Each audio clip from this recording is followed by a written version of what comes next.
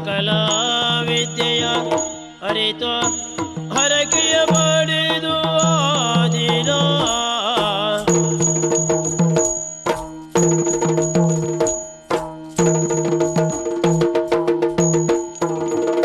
ಮರುದಲೋದಿನ ಸಮರಸಿಂಹನು ಹರುಷಜೇ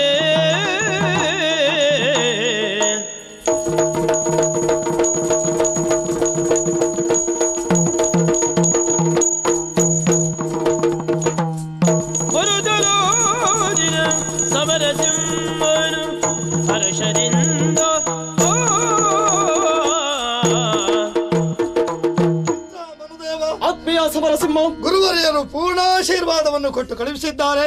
ಪುರವನ್ನು ಸೇರುವ ಶುಭ ವೇಳೆ. ಏಳು ಪುರಸ್ಕಾರ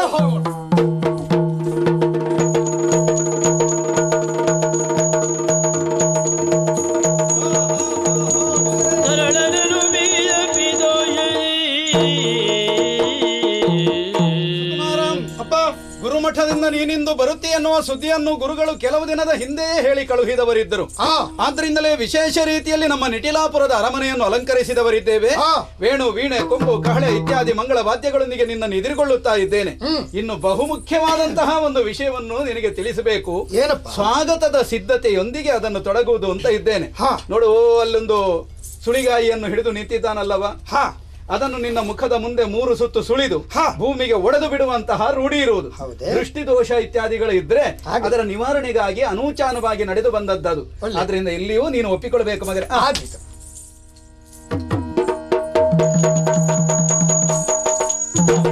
ಆ ಕೆಲಸವನ್ನು ಮಾಡುವುದಕ್ಕೆ ನಾನು ಅದನ್ನು ಮಾಡುತ್ತೇನೆ.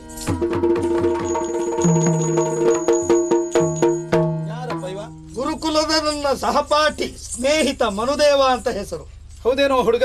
ಏನ್ ಅವನ ಕೈಯಿಂದ ತೆಂಗಿನಕಾಯಿಯನ್ನು ಎಳ್ಕೊಂಡು ಹೋಗಿ ಅಲ್ಲಿ ಒಡೆದು ಬಿಟ್ಟಿಯಲ್ಲ, ಅದು ಅವ ಒಡೆಯುವುದಕ್ಕಿದ್ದದ್ದು ನೀನೇ ಯಾಕೆ ಎಳ್ಕೊಂಡು ಹೋದಿ? ನಿಮ್ಮ ಪದ್ಧತಿಯನ್ನು ವಿರೋಧಿಸಿದ್ದಕ್ಕಾಗಿ ಕ್ಷಮೆಯನ್ನು ಯಾಚಿಸ್ತಾ ಇದ್ದೇನೆ. ಆದ್ರೂ ಅದನ್ನು ತಡೆದದ್ದು ಯಾಕೆ? ಅದಕ್ಕೆಲ್ಲ ನನ್ನ ಕಾರಣ ನನ್ನ ಪ್ರಾಣ ಸ್ನೇಹಿತನಾದಂತಹ ಈ ಸಮರಸಿಂಹ. ಯಾಕೆ ಅಂದ್ರೆ ನನ್ನ ಜೀವನದಲ್ಲಿ ಎಲ್ಲರನ್ನು ಕಳೆದುಕೊಂಡು ಗುರುಮಠವನ್ನು ಸೇರಿದಂತಹ ಸಮಯದಲ್ಲಿ ಅನಾಥ ಪ್ರಜ್ಞೆ ಕಾಡುವ ಹಾಗೆ ನನ್ನ ಸ್ನೇಹಿತರಾಗಿ ನನ್ನ ಬದುಕಿನಲ್ಲಿ ಎಲ್ಲವನ್ನು ಒದಗಿಸಿಕೊಟ್ಟು ನನಗೆ ಆತ್ಮೀಯನಾಗಿದ್ದವ ಈತ ಒಮ್ಮೆ ಆ ಕಾಯಿಯನ್ನು ಒಡೆದಂತಹ ಸಮಯದಲ್ಲಿ ಒಮ್ಮೆ ಅದು ಸ್ಫೋಟಿಸಿ ಅದರ ಒಂದು ಚೂರು ನನ್ನ ಗೆಳೆಯನ ಮೈಗೆ ತಾಗಿದ್ರು ಆ ನೋವನ್ನು ಖಂಡಿತ ನನ್ನಿಂದ ಸಹಿಸಿಕೊಳ್ಳುವುದಕ್ಕೆ ಸಾಧ್ಯವೇ ಇಲ್ಲ. ಅಂತ ಅನಾಹುತ ಅಪಾಯ ಏನಾದರೂ ಆಗುವುದಿದ್ರೆ ಅದು ನನ್ನ ಗೆಳೆಯನಿಗೆ ಆಗಬಾರದು, ನನಗಾಗ್ಲಿ ಎನ್ನುವ ಕಾರಣಕ್ಕಾಗಿ ಹಾಗೆ ಮಾಡಿದ್ದೇನೆ. ನನ್ನದು ತಪ್ಪಾದ್ರೆ ನನ್ನನ್ನು ಕ್ಷಮಿಸಿಬಿಡಿ. ಇವನೇ ಸರಿಯಾದ ಪ್ರಾಣ ಸ್ನೇಹಿತ ಮಗನೇ. ಈ ಸ್ನೇಹವನ್ನು ಶಾಶ್ವತವಾಗಿ ಉಳಿಸಿಕೊಳ್ಳುವಲ್ಲಿ ನೀನು ಕಟ್ಟೆಚ್ಚರದಿಂದ ಇರಬೇಕು. ಇನ್ನೊಂದು ಮುಖ್ಯ ವಿಷಯ ಹೇಳುವುದಕ್ಕುಂಟು. ಏನು? ನಮ್ಮಲ್ಲಿ ವಂಶಗತವಾಗಿ ಬಂದ ಆಚಾರದಂತೆ ಯುವರಾಜ ಪದವಿಯನ್ನೇರುವ ಮುನ್ನ ಮದುವೆಯಾಗುವಂತಹ ರೂಢಿ ಇದೆ. ಅರಸು ವಂಶೀಯರಾದಂತಹ ನಮಗೆ ಅತಿಕ್ರಮಿಸುವುದಕ್ಕೆ ಅಸಾಧ್ಯವಾದುದು ಅನುಷ್ಠನೀಯವಾದದ್ದು ಯಾವುದು? ಆಶ್ರಮ ಧರ್ಮಗಳು. ಆದ್ರಿಂದ ಗೃಹಸ್ಥಾಶ್ರಮಕ್ಕೆ ನೀನು ಕಾಲಿಡಬೇಕು. ಒಬ್ಬ ಆಕೆ ಯೋಗ್ಯಳಾದ ಕನ್ಯೆಯನ್ನು ನೀನು ವರಿಸುವುದಕ್ಕೆ ಸಿದ್ಧನಾಗಬೇಕು. ನಾಳೆಯಿಂದಲೇ ಕನ್ಯಾನ್ವೇಷಣೆಗೆ ಸರ್ವ ಸಿದ್ಧತೆಯೊಂದಿಗೆ ನಾವು ಹೊರಡಬೇಕು. ಈ ಸಮಯದಲ್ಲಿ ಒಂದು ಸಣ್ಣ ಆಸೆ, ನನ್ನ ಬಾಳ ಗೆಳೆಯನಿಗೆ ಬಾಳ ಸಂಗಾತಿಯನ್ನು ಅರಸುವಂತಹ ಸಮಯದಲ್ಲಿ ಜೊತೆಗೆ ಬರುವಂತಹ ಅವಕಾಶವನ್ನು ಆದಿತ್ತಲ್ಲ, ಹೊರಡುವ.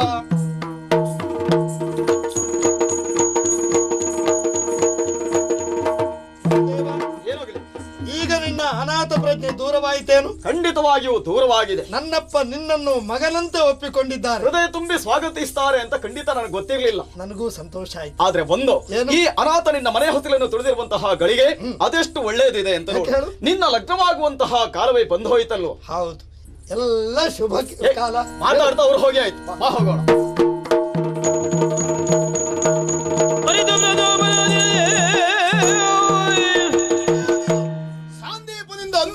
ಅಪಮಾನಕ್ಕೆ ಪ್ರತೀಕಾರ ಹೇಗೆ ಅಂತ ಕಾಯ್ತಾ ಇದ್ದೆ.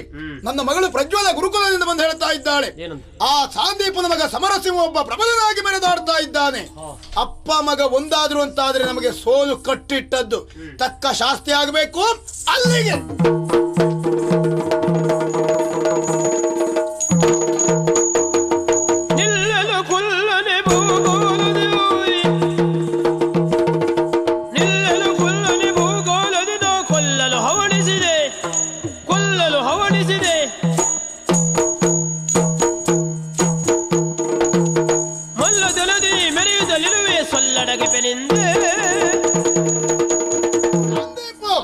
ನೀನು ನನ್ನನ್ನು ಮರೆತಿರಬಹುದು, ಆದ್ರೆ ನಾನು ಖಂಡಿತ ಮರೆಯಲಿಲ್ಲ. ಅಂದು ಮಾಡಿದ ಪ್ರತಿಜ್ಞೆಯಂತೆ ಅದನ್ನು ಈಡೇರಿಸಿಕೊಳ್ಳುವುದಕ್ಕೆ ಬಂದಿದ್ದೇನೆ. ಈಗ ಪ್ರತಾಪನ ಪ್ರತಾಪ ಏನು ಅಂತ ತೋರಿಸ್ತೇನೆ. ಏನು ಸುಮ್ಮನೆ ಬಿಡ್ತೇನೆ ಅಂತ ತಿಳ್ಕೊಂಡಿದ್ದೀಯಾ? ಶತ್ರುಶೇಷವನ್ನು ಬೆಳೆಯ ಬಿಡಬಾರದು, ಉಳಿಯ ಬಿಡಬಾರದು ಎನ್ನುವಂತಹ ಶಾಸ್ತ್ರ ವಾಕ್ಯವನ್ನು ತಿಳಿದಿದ್ದರೂ ಅಂದು ನಿನ್ನನ್ನು ಔದಾರ್ಯದಿಂದ ಬಿಟ್ಟಿದ್ದೇನೆ. ಆವತ್ತು ಮಾಡಿದ ತಪ್ಪನ್ನು ಇವತ್ತು ತಿದ್ದಿಕೊಳ್ಳುತ್ತೇನೆ.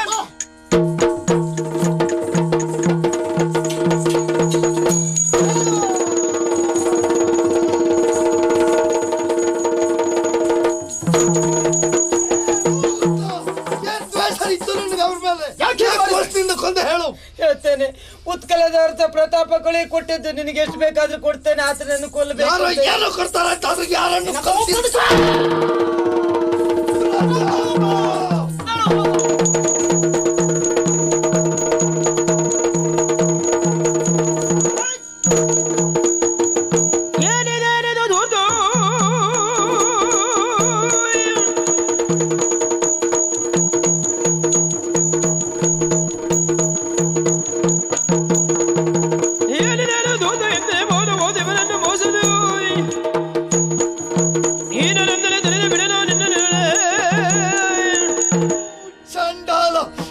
ವಂಚಕ, ಮಿತ್ರದ್ರೋಹಿ, ಹಿತಶತ್ರು.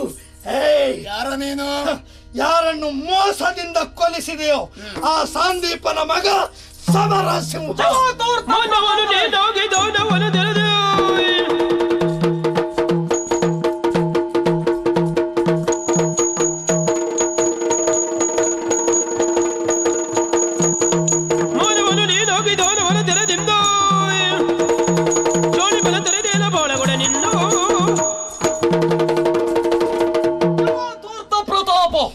ಎಂತ ನೀಚ ಕೆಲಸವನ್ನು ಮಾಡಿದೆಯಾ ನೀನು?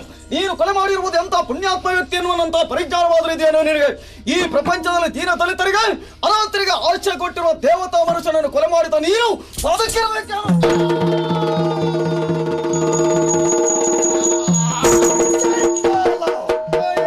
ನೀನು ಮಾಡಿದ ದ್ರೋಹಕ್ಕೆ ನಿನ್ನ ತಲೆ ಕಳೆದು ಬಿಸಾಡಬೇಕಿತ್ತು. ಆದ್ರೆ ಉಳಿಸಿದ್ದೇನೆ. ಯಾಕೆ ಗೊತ್ತಾ? ಮನುಷ್ಯನಿಗೆ ತಾನು ಮಾಡಿದ ತಪ್ಪಿನ ಅರಿವುಂಟಾಗಬೇಕು. ಅಷ್ಟಕ್ಕಾಗಿ ನೀನು ಬದುಕಿರಬೇಕು. ಜೀವ ಚವಲಾಗಿ ಹೊರಳಿ ನರಳಿ ಸಾಯಿ. ಮಿತ್ರ, ನನ್ನ ತಂದೆ ಹೆಣ ಅನಾಥ ಹೆಣವಾಗಿ ದಾರಿ ಮೇಲೆ ಬಿದ್ದಿದೆಯೋ? ಹೋಗುವ.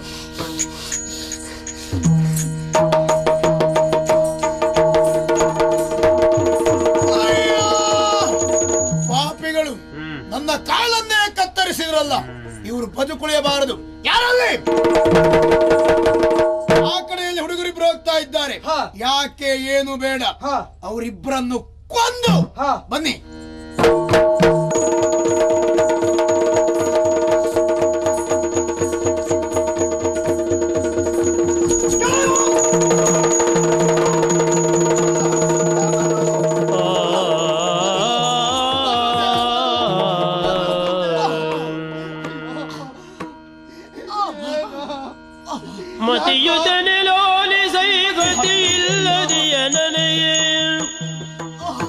ಮತಿಯುತನಿಲೋಲಿಸೈಗತಿಯಿಲ್ಲದೆಯ ನನಗೆ ಪಥವ ತೋರಿದೆ ಬಾಳ್ವೆ ರಣತೀರಿದೆ.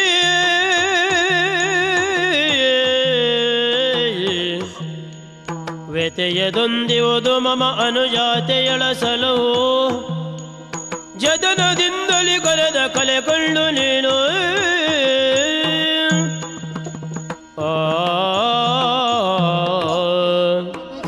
ಸಮರಸಿಂಹ, ಈ ನಿನ್ನ ಕೆಳನಿಗಾಗುತ್ತಿರುವಂತಹ ನೋವು, ಬರುತ್ತಿರುವಂತಹ ಸಾವನ್ನು ಕಂಡು ನೀನು ನಂದು ಕಣ್ಣೀರನ್ನು ಸುರಿಸಬಾರ್ದು ಗೆಳೆಯ.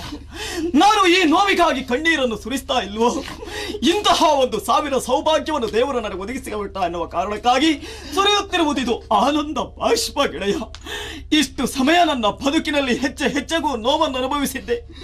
ಈ ಬದುಕು ನನ್ನನ್ನು ಕೊಲ್ಲುತ್ತಾ ಇತ್ತು, ಆದ್ರೆ ಸಾವು ನನ್ನನ್ನು ಹಿಂದಕ್ಕೆ ಎಸೆಯುತ್ತಾ ಇತ್ತು. ಇವತ್ತು ಸಂತೋಷದಿಂದ ಆ ಸಾವು ನನ್ನನ್ನು ಅಪ್ಪಿಕೊಳ್ಳುವುದಕ್ಕೆ ಬರ್ತಾ ಇದೆ ಗೆಳೆಯ. ಬೇಡ ಅಂತ ಹೇಳುವುದಕ್ಕೆ ನಾನು ಯಾರು? ಆದ್ರೆ ನಿನ್ನ ಆತ್ಮೀಯನಾಗಿ ಒಂದು ವಿಷಯದಲ್ಲಿ ನಿನ್ನನ್ನು ನಾನು ವಂಚಿಸಿದೆ, ನಿನಗೆ ಸುಳ್ಳು ಹೇಳಿಬಿಟ್ಟೋ ಗೆಳೆಯ. ಆವತ್ತು ಅನಾಥ ಅಂತ ಹೇಳಿದೆ. ನಾನು ಅನಾಥನಲ್ಲವೋ ಗೆಳೆಯ?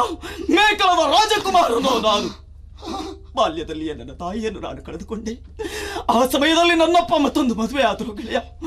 ನನ್ನ ಮನೆಗೆ ಮಹಾಲಕ್ಷ್ಮಿಯಾಗಿ ಬರಬೇಕಾದಂತಹ ನನ್ನ ಚಿಕ್ಕಮ್ಮ ಮಾರಿಯಾಗಿ ನನ್ನ ಮನೆಗೆ ಬಂದ್ಲು. ನನಗೂ ಮತ್ತು ನನ್ನ ತಂಗಿ ಭಾವನೆಗೂ ಅವಳು ಕೊಟ್ಟಿರುವಂತಹ ಚಿತ್ರಹಿಂಸೆ ಅದನ್ನು ಹೇಳುವುದಕ್ಕೆ ಸಾಧ್ಯ ಇಲ್ವೋ? ಅದಕ್ಕೆ ಸಾಕ್ಷಿ ನೋಡು ನನ್ನ ಕೈ. ಏನೋ ಇದು ಸುಟ್ಟಗಾಯ? ಅದು ನನ್ನ ಚಿಕ್ಕಮ್ಮನ ಕ್ರೌರ್ಯ ಗೆಳೆಯ. ಈ ಸಮಯಕ್ಕೂ ನನ್ನ ಒಂದು ಆಸೆಯನ್ನು ಈಡೇರಿಸಿಕೊಡಬೇಕು. ನನಗೆ ನನ್ನವರು ಅಂತ ಬೇರೆ ಯಾರು ಇಲ್ವೋ ಗೆಳೆಯ?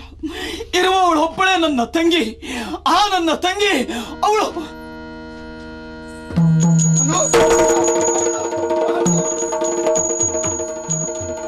ಎಲ್ಲ ಜೀವವನುಳಿಸೆ ನಿನ್ನ ಪ್ರಾಣವ ತೆತ್ತೆ, ಎನ್ನ ಜೀವವನುಳಿಸೆ ನಿನ್ನ ಪ್ರಾಣವ ತೆತ್ತೆ,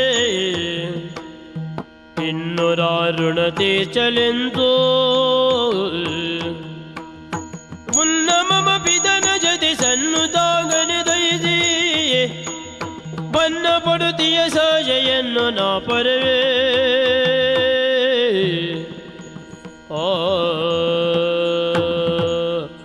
ದೇವ, ಒಮ್ಮೆ ನನ್ನನ್ನು ನೋಡೋ, ಮಿತ್ತ ಎಂದು ಆಡೋ. ಇನ್ನೆಲ್ಲಿಯ ನನ್ನ ಮನುದೇವ? ಅನಾಥ ನೀನಲ್ಲ ಮಿತ್ರ. ಈಗ ನಿಜವಾಗಿ ಅನಾಥನಾದವ ನಾನು. ನೋಡಿದೆಯೇನೋ, ಆ ಶತ್ರುಗಳು ನನ್ನ ವಧೆಗೆಂದು ಖಡ್ಗ ಬೀಸಾಡಿದ್ರೆ ನನ್ನನ್ನು ಉಳಿಸಿಬಿಟ್ಟೆ. ನೀನು ನಿನ್ನ ಪ್ರಾಣವನ್ನು ಕೊಟ್ಟು ಬಿಟ್ಟಿಯೋ.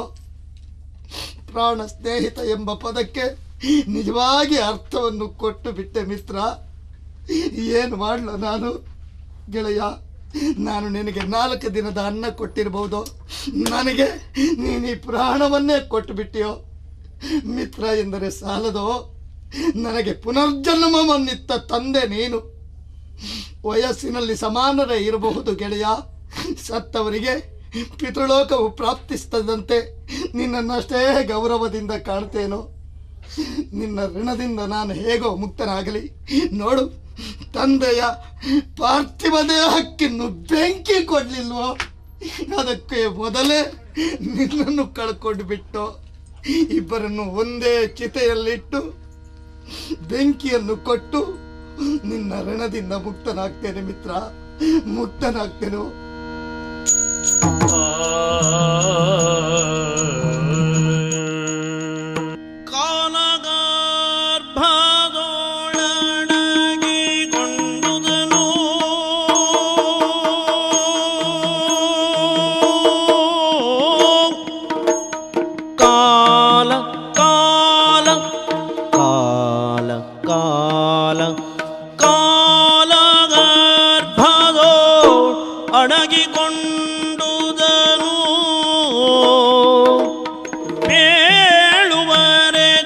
ಅಸದಳವು ಮನುಜಗೆ ಕಾಲ ಕಳೆಯುವೆ ಕಾಲ ಕಾಲನ ಲೀಲೆ ತೆರದಿ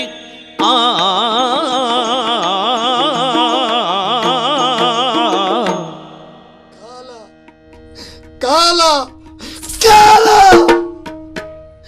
ವಿಶ್ವದ ಅನಂತ ಕೋಟಿ ಜೀವರಾಶಿಗಳ ನಿರ್ಣಾಯಕ ನಿರ್ದೇಶಕ ಕಾಲ ಬಿಟ್ರೆ ಯಾವ ವ್ಯಕ್ತಿಯೂ ಅಲ್ಲ, ಮತ್ತೊಂದು ಶಕ್ತಿಯೂ ಇಲ್ಲ. ಕಾಲನಿಗೆ ಕರುಣೆ ಇಲ್ಲ. ಕಾಲ ಯಾರನ್ನು ಕಾಯುವುದಿಲ್ಲ. ಕಾಲ ಯಾರಿಗೂ ಮಣಿಯುವುದಿಲ್ಲ. ಇಲ್ಲದಿದ್ರೆ ಹೀಗೆ ನಿರೀಕ್ಷಿಸಿದ್ದೇನೆ ನಾನು. ನನ್ನ ಮದುವೆಯ ಸಡಗರದಲ್ಲಿ ಪಾಲ್ಗೊಳ್ಳಬೇಕಾದ ನಾನು ತಂದೆಯನ್ನು ಮಿತ್ರನನ್ನು ಮಸಣಕ್ಕೇರಿಸಬೇಕಾಯಿತು. ಯಾರ ನಿರ್ಧಾರ? ಕಾಲ ನಿರ್ಣಯ. ಮನುದೇವ, ನಿನ್ನ ಪಾರ್ಥಿವ ದೇಹವೇನೋ ಸುಟ್ಟು ಬೂದಿ ಆಯಿತು, ಆದರೆ ನಿನ್ನ ದಿವ್ಯಾತ್ಮ ಮಾತ್ರ ಪ್ರಕೃತಿಯಲ್ಲಿ ಕಲೆತು ಈ ಮಿತ್ರನನ್ನು ನೋಡುತ್ತಿರಬಹುದು. ನೋಡು, ನಿನ್ನ ಚಿತೆಗಿಟ್ಟ ಕೊಳ್ಳಿ ಇನ್ನು ಆರ್ಲಿಲ್ವೋ? ಇದರ ಅರ್ಥ ಏನು? ನಿನ್ನ ಆತ್ಮೀಯತೆಯ ಜ್ವಾಲೆ ನನ್ನನ್ನು ಸುಡ್ತಾ ಇದೆಯೋ? ಸುಡ್ತಾ ಇದೆ ಮಿತ್ರ. ಹೇಗೋ ನಿನ್ನಿಂದ ಉಳಿದಂತಹ ಈ ದೇಹ ನಿನ್ನ ಋಣವನ್ನು ಹೇಗೆ ತೀರಿಸಲು ಮಿತ್ರ? ಎಲ್ಲಿ ಹೋಗ್ಲಿ, ಏನ್ ಮಾಡ್ಲಿ? ನಿರ್ಧರಿಸುವುದಕ್ಕೆ ನಾನು ಯಾರು? ಕಾಲ. ಅಂಬರದಲ್ಲಿ ಹಾರುತ್ತಿರುವಂತಹ ಹಕ್ಕಿಗಳಿಗೆ ದಾರಿಯನ್ನು ತೋರಿಸಿಕೊಟ್ಟವರ್ಯಾರು? ನೀರಿನಲ್ಲಿ ಈಜಾಡುವ ಮೀನುಗಳಿಗೆ ದಾರಿ ಮಾಡಿಕೊಟ್ಟವರ್ಯಾರು? ಕಾಲ ತೋರಿದ ದಾರಿ. ನಿನ್ನ ಋಣದಿಂದ ಮುಕ್ತನಾಗ್ತೇನೆ. ಆಗ್ತೇನೋ?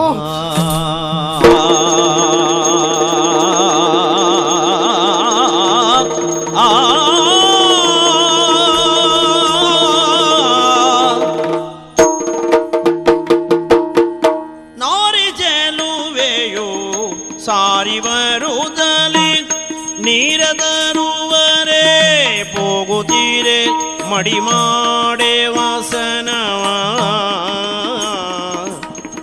ಪೂರ ಅಧಿಪನು ಸೋಮ ಕಾಣುತ್ತ ನುಡಿಯಲಂದು.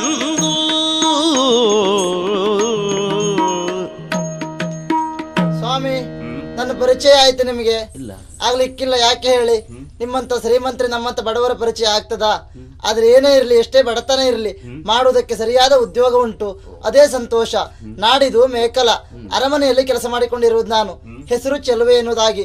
ಅರಮನೆ ಕೆಲಸ ಏನು ಆಯ್ತು, ಮನೆಗೆ ಬಂದು ನೋಡ್ತೇನೆ, ಬಟ್ಟೆ ಎಲ್ಲ ತೊಳೆದಕ್ಕೆ ತುಂಬಾ ಉಂಟು. ಹಾಗೆ ಕೆರೆ ಕಡೆ ಹೋಗಬೇಕು, ಆ ಕಡೆ ಹೋಗ್ತೇನೆ, ನೋಡುವ.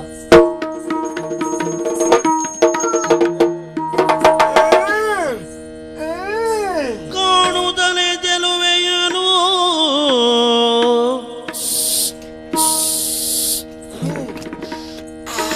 ಎಳ್ಳೆಣ್ಣೆಯ ಸಿಂಪಡಿಸಿ. ನನಗೆ ಉಷ್ಣ ಜೋರಾಗಿದೆ, ಅದಕ್ಕೆ ಎಳ್ಳೆಣ್ಣೆಯಲ್ಲೇ ಸ್ನಾನ ಮಾಡೋದು. ಹೌದಾ? ಅಲ್ಲ, ಗಂಧದೆಣ್ಣೆಯಲ್ಲಿ ಮುಳುಗಿ. ಬೇರೆ ನೀರಿಲ್ಲ ನನಗೆ. ಹೌದಾ? ಕಂಡ ಸತಿಯಳನು ಹರನ ಸತಿರಮೆಯೋ ರತಿಯೋ ಸುರಪನ ಸತಿ ಊರ್ವಶಿಯೋ ಸುರಪನ ಸತಿ ಊರ್ವಶಿ ವರರಂಭೆ ಮೇನಗೆ ತಕದಿಮಿ ತಕಜನ ಮಳ್ಳ ಸುಮ್ನಿರ. ವರರಂಭೆ ಮೇನಗೆಯೋ ಇವಳಾರು ಅರಿವೆನೆನುದಲ ಸೋಮು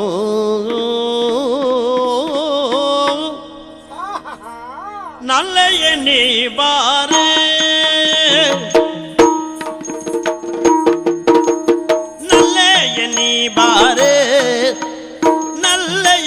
ಬಾರೆ ಬಾರೆ ಮಾರನು ಕೊಲ್ಲುವ ನೆಲೆಶೀಲೆ ಮಾರನು ಕೊಲ್ಲುವ ನೆಲೆಶೀಲೆ ಬಲ್ಲಿದ ನಾನಿಹೆನು ಬೊಳ್ಳಿದ ನಾನಿಹೆನು ಸೊಲ್ಲಿಸಲೇನಿದೆ ಪುಲ್ಲ ಕುಸುಮ ಶರಯ ಶಿವನು ಬಾ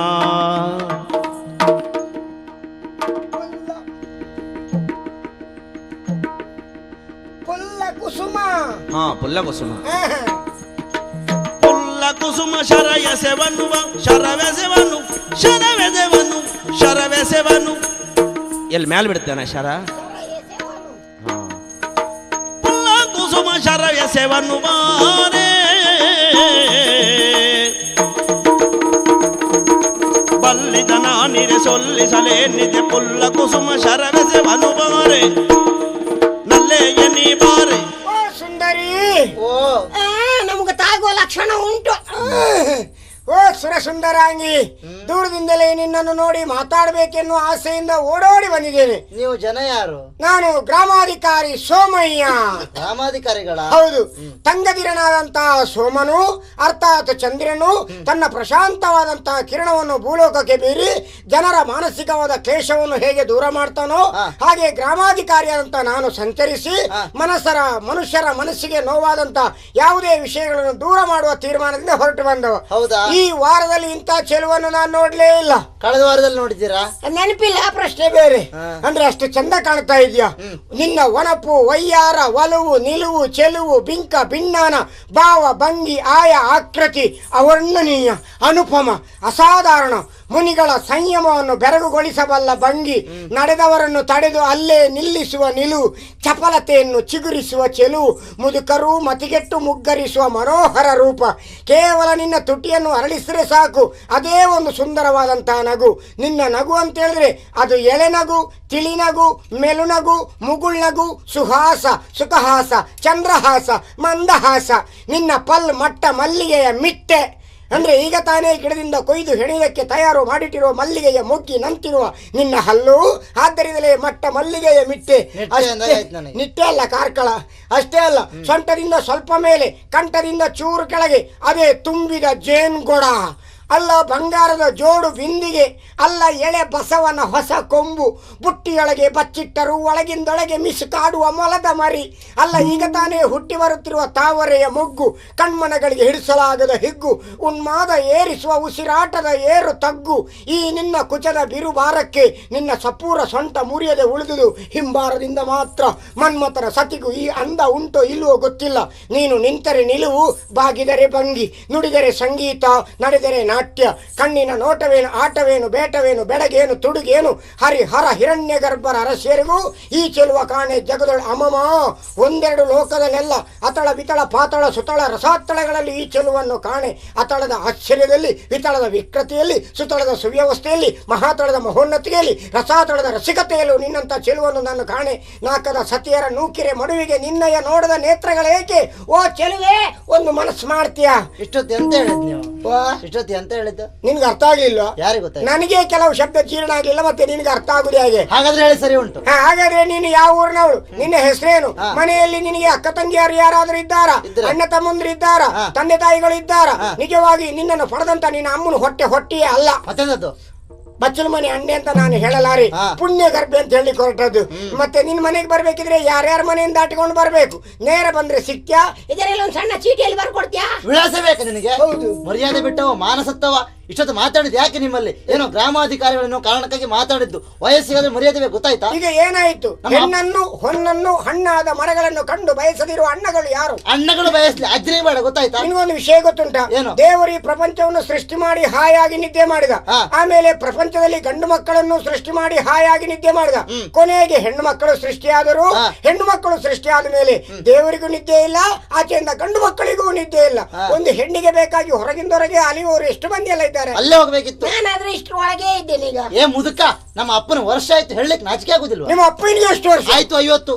ಅಯ್ಯೋ, ನಿಮ್ಮ ಅಪ್ಪ ಎಲ್ಲಿ, ನಾನೇ ಎಲ್ಲಿ? ಅಪ್ಪ ಮನೆಯಲ್ಲಿ ನೀನಿಲ್ಲೇ. ನಿಮ್ಮ ಅಪ್ಪನಿಗಿಂತ 3 ವರ್ಷ ಸಣ್ಣವ ನಾನು. ನೀ ಸತ್ತು ಹಾಳ ಹೋಗ್ಲಿಕ್ಕೆ ಹೇಳೋದು ನೋಡಿದ್ರೆ 30 ವರ್ಷ ಅಂತ ಮಾಡಿದ್ದೆ ನಾನು. ಅಲ್ಲ ಮತ್ತೇನು? ನೋಡು, ಏನು? ನಿನ್ಗೊಂದು ಉದಾಹರಣೆ ಕೊಡ್ತೀನಿ. ಯಾವುದು? ಈ ಪ್ರಾಯದಲ್ಲೇ ನಿನ್ನನ್ನು ಬಯಸೋದ್ರಲ್ಲಿ ತಪ್ಪು ಇಲ್ಲ. ಯಾಕದು? ಯೌವನದಲ್ಲಿ ಕೆಲಸ, ಹೆಂಡತಿ ಮಕ್ಕಳು, ಸಂಸಾರ ಅಂತೇಳಿ ತಲೆ ಬಿಸಿಯಲ್ಲಿ ಆಗೋಯ್ತು. ಈಗ ಪ್ರಾಯದ ಕಾಲದಲ್ಲಿ ಇದೆಲ್ಲ ಮನಸ್ಸು ಆಗೋದು. ಹಳೆ ಕಾಲದಲ್ಲಿ ಮತ್ತೆ ಯಾವ್ದಾದ್ರು ಒಂದು ಗಿಡ ಮಾಡ್ಬೇಕಿದ್ರೆ ಸಣ್ಣ ಮರದ ಅಂದ್ರೆ ಎಳೆ ಗಿಡದ ಕಾಯನ್ನು ತೆಗೆದು ಯಾರು ಸಸಿ ಮಾಡುದಿಲ್ಲ. ಹಳೇ ಮರದ ಗಿಡದ ಆ ಕಾಯನ್ನು ತೆಗೆದು ಸಸಿ ಮಾಡ್ತಾರೆ. ಯಾಕೆ? ದೊಡ್ಡದಾದ್ಮೇಲೆ ಒಳ್ಳೆ ಫಲ ಸಿಗ್ತದೆ. ಫಲ ಹಳೆ ಮರದ ಕಾಯಿ ಆಗ್ಬೇಕು ಬಿಟ್ರೆ ಹಳೆ ಮರ ಆಗ್ಲಿಕ್ಕಿಲ್ಲ, ಗೊತ್ತಾಗಿ ಹೋಗ್ತೇವೆ ಇಲ್ಲಿಂದ. ಮರ ನಮ್ಮ ಅಪ್ಪ, ನಾನಾದ್ರೆ ಕಾಯಿ. ನೀನೇ ಮರ ಅಂತ ಹೇಳಿದ್ದು.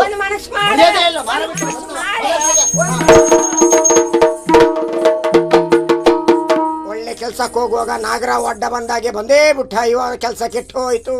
ನಮ್ಮ ಗ್ರಾಚಾರ ಮನೆಯಿಂದ ಹೊರಗೆ ಬಿದ್ರು ಸೈ ನಮಗೆ ಮೊಳ್ರೆ ಸಿಕ್ಕುದು. ನಮ್ಮ ಹಣೆ ಓ ಗ್ರಾಮಾಧಿಕಾರಿಗಳು ಯಾರು? ಸೀನ್ ಭಂಡಾರಿ ಅಲ್ಲ, ನೀವು ಇಲ್ಲೆಂತದ್ದು? ಗ್ರಾಮೀಣಾಭಿವೃದ್ಧಿ. ಅದೇ ಗ್ರಾಮಾಭಿವೃದ್ಧಿ ಮಾಡುವುದಿದ್ರು ಅದು ಹೆಣ್ಣಿನಲ್ಲ, ಇದು ಸ್ತ್ರೀ ಶಕ್ತಿ. ಗ್ರಾಮೀಣಾಭಿವೃದ್ಧಿ ಇದೊಂದು ಅಂಶ, ಸ್ತ್ರೀ ಶಕ್ತಿ. ಹೌದು.